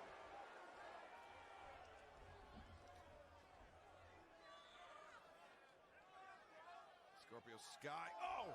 Nice. Jericho likes to compete on the No noise made, but that was flush across the chest. That was rough. Disqualified or counted out, he can't lose his title. So he's kind of in a protected area. Oh my God, it's not who I thought it was. He also is a street fighter, is Jericho. His dad was noted one of the heaviest hitters in all the NHL. Yeah, he inherited those heavy hands of his father, did Chris Jericho. And loves to fight. Oh, Jericho has got Sky underneath the barricade and the catapult, almost guillotining. And the security railing didn't flinch. See our friends from Pro Wrestling Tees right here in Chicago sitting in the front row. Got the good seats. Good folks. Scorpio Sky being returned into the ring. And Chris Jericho, it's a very deliberate pace. He is taking apart the challenger, Scorpio Sky, piece by piece. A methodical, deliberate, a pace that is dictated now by the champion. All these top stars want to be able to dictate a pace and not be counter wrestlers for the majority of the match. And those shots right there are unprotected, and they do have an effect. Oh. We mentioned those heavy hands of Jericho and followed up by a heavy boot. Hook of the far leg. 1, 2. 2 count only.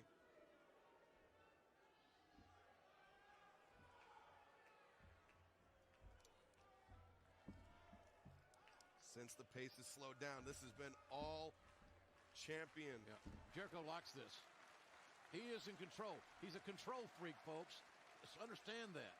He's an amazing competitor. He's a top dog in AEW. That could be the level of cast. Likes to control the pace. You see, the thing is, Ray, it comes down to a mixture. It really comes down to being injured at the worst times.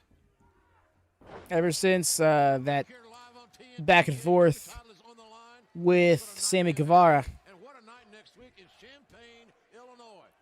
I can't wait. Look at this 6-man. A few years back, he's had trouble staying cleared. Take on the Inner Circle members, Santana, Ortiz, and Sammy Guevara. That's your main event next week in Champaign, Illinois.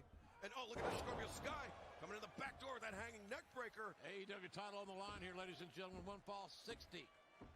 The champion, there you see him, Chris Jericho defending against Scorpio Sky, who has been red hot as we have documented. But he has the momentum.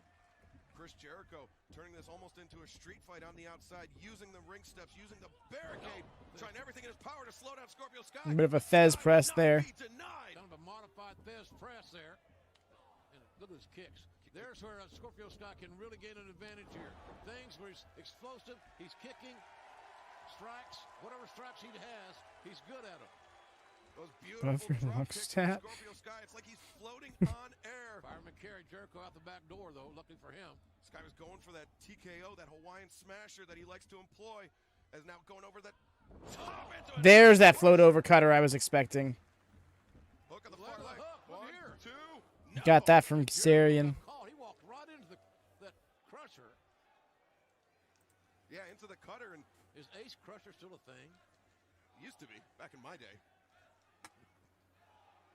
And now it's like Tony Gurria. Back in my day, Scorpio Sky. Scorpio Sky is just so athletic. It's uncanny. We take for granted so many of the great athletic things that Scorpio Sky does. Folks, there's nobody in the business more athletic than this guy. And think about that. He competed in that opening round World Tag Team Title Tournament matchup in street clothes. In one shoe. In one shoe. Oh, look at this. Jericho blocking. And now, look at it. He's going for the... Oh, he steps over! The submission in place. The submission is in place. Jericho with the line. Oh, he is fully flat there. That's not good. It's close enough to those ropes, though. It's not free. No, but for real, though. Like, you see the athleticism. You see where he did put his stats.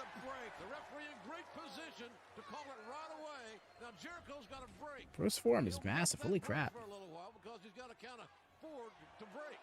5 will get disqualified. And Jericho getting in the face of Aubrey Edwards. Jericho taunting the official. And that is unprofessional. Chanting Aubrey. Nice. Oh, looks like he wanted to float over. No, rotated instead. Got the Dragon Sleeper applied. Wrenching back on the head of the champion. Scorpio's... Oh. Jericho is wrenching back. Oh, Jake Hager.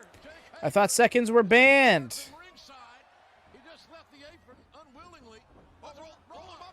1, 2. Roll up. He did. Oh, so close. Thought Jericho was going to steal one. Double clothesline there. Clotheslines. Both men are down. Man, that was a desperation Hail Mary, it would seem, for Jake Hager. Yeah, you have to imagine that Jericho and Hager had some sort of signal. And Aubrey Edwards, she knows that the seconds are banned from ringside, but she's trying to keep an eye on the action. And Hager shouting something. And now yes, there we go. Neutralized it. Christopher Daniels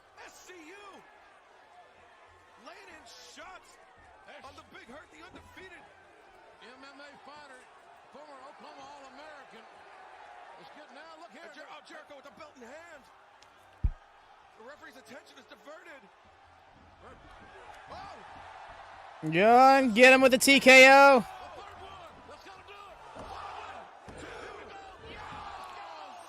Damn.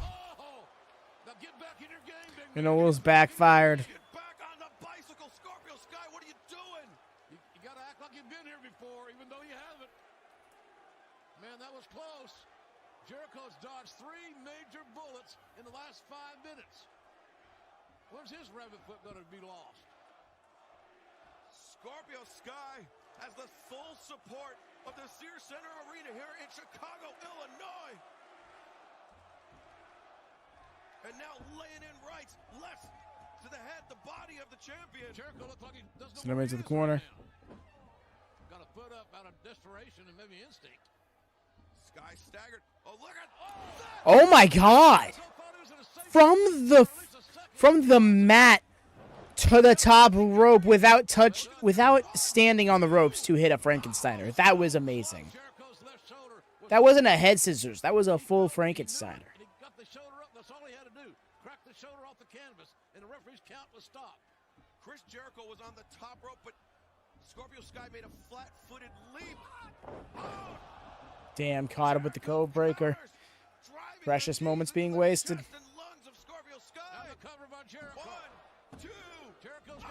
Still in it. Got a near fall, and I wonder if he's thinking that was my best shot. What else can I do to finally get the 3 count? That was a situation where Scorpio Sky was in midair. To show you how great Chris Jericho is, he made an adjustment to great offense while Scorpio Sky was in the air. Boom, thinking about things. He is the preeminent strategist in all of professional wrestling, and he's got Scorpio Sky set up. He's looking for that Judas effect. No, Sky! Smooth counter. That shoulder was way too up, and that's why he kicked out, ironically. Could have gotten a little more flat. Ducked spin kick.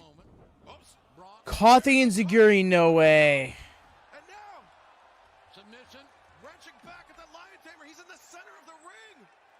Damn, the way he's got to always get that ankle around. He has to tap. And I think that modified angle, ironically, is what caused. And still, the AEW World Champion, Chris Jericho. Scorpio Sky was able to avoid that Judas effect, but once the Lion Tamer was locked in, Sky had no choice but to Tapped out. It's rough. that the pain of losing this match has to be more than the pain Yeah, I was thinking he was going to get the pin. in that submission hold. The champion getting his hand raised in a hell of a hard-fought victory over an amazingly talented Scorpio Sky, one half of the AEW World Tag Team Champions. Has Chris Jericho bitten off more than he could chew with his lifestyle? The things that are going on here. I'll tell you something. I think Jericho. Here we go. And he's a great hand. He's a top guy here, and he knows he got lucky. And look at this, Jericho continuing. Jericho does not want to fight Scorpio Sky again. Mox. Hell, the music is hit as Scorpio Sky is being wrenched back on. And John Moxley, I told you he'd be an innocent bystander. He's issued challenge after challenge. Who's going to step up? Don't you know what Moxley He's not being avoided anymore. And here's the thing. With Pac's loss to Kenny Omega earlier tonight, I think next week he falls down in the rankings and Mox might move up to #1 as a result. So this falls right into place. celebration here tonight has been spoiled by none other than John Moxley. Man, what a war that would be. Moxley, Jericho, for the richest prize in the game here. AEW's World Championship. Man, what a night, ladies and gentlemen. We so much thank you for being with us. Thank you for spending a part of your Thanksgiving celebration, your weekend, here with us tonight on TNT. And you have to imagine next week in Champaign on AEW Dynamite, Chris Jericho who's never at a loss for words, is going to have something to say about this intrusion. I got to believe that our broadcast in Champaign is going to be one of the most combustible, inflammatory events that we've ever had. Too much bad blood. A lot of things are going on. Mox with hair is always a different sight. And a lot of that is John Moxley. He is a combustible element. Ladies and gentlemen, from my partner, Excalibur, for the returning Tony Schiavone next week. For everybody here, happy Thanksgiving, everybody, and thanks for being with us. Fuck him up! Alrighty, y'all, and that has been the Rewind for this week. Thank y'all so much to everybody who has hung out with us this evening. It's been a standard week of wrestling for us, but it's going to start getting a little shaky in this next week, because the next time we're going live is going to be this Tuesday morning, technically Monday night, for some of y'all beyond the East Coast, well, to the west of the East Coast, because New Japan's The New Beginning 2025 is going to be going live 12:30 a.m. Eastern, 11:30 p.m. Central on the 10th. So it's going to be an overnight event for us. Hope you can tune in. Those of you international will be best suited for you. Otherwise, much more standard situation for us. We'll be going live once again on Wednesday for our modern day Dynamite watch along. We do each and every week. Of course, in between there, you can also catch the Wrestle World Cup over on our secondary channel, the WM Network, linked in the description below. That is a fun gimmick. Do look into it if you're interested in any extracurriculars, as well as join the Discord. Discord is where we got a lot of fun stuff going on, including the prediction series, which we talked about a little bit earlier. And again, fully explained fully explained in the description. So do look around if you're interested. Otherwise, just head over to the live tab to see what we already have scheduled and keep your eyes peeled on your subscription feed. But until next time, y'all, take care and happy wrestling.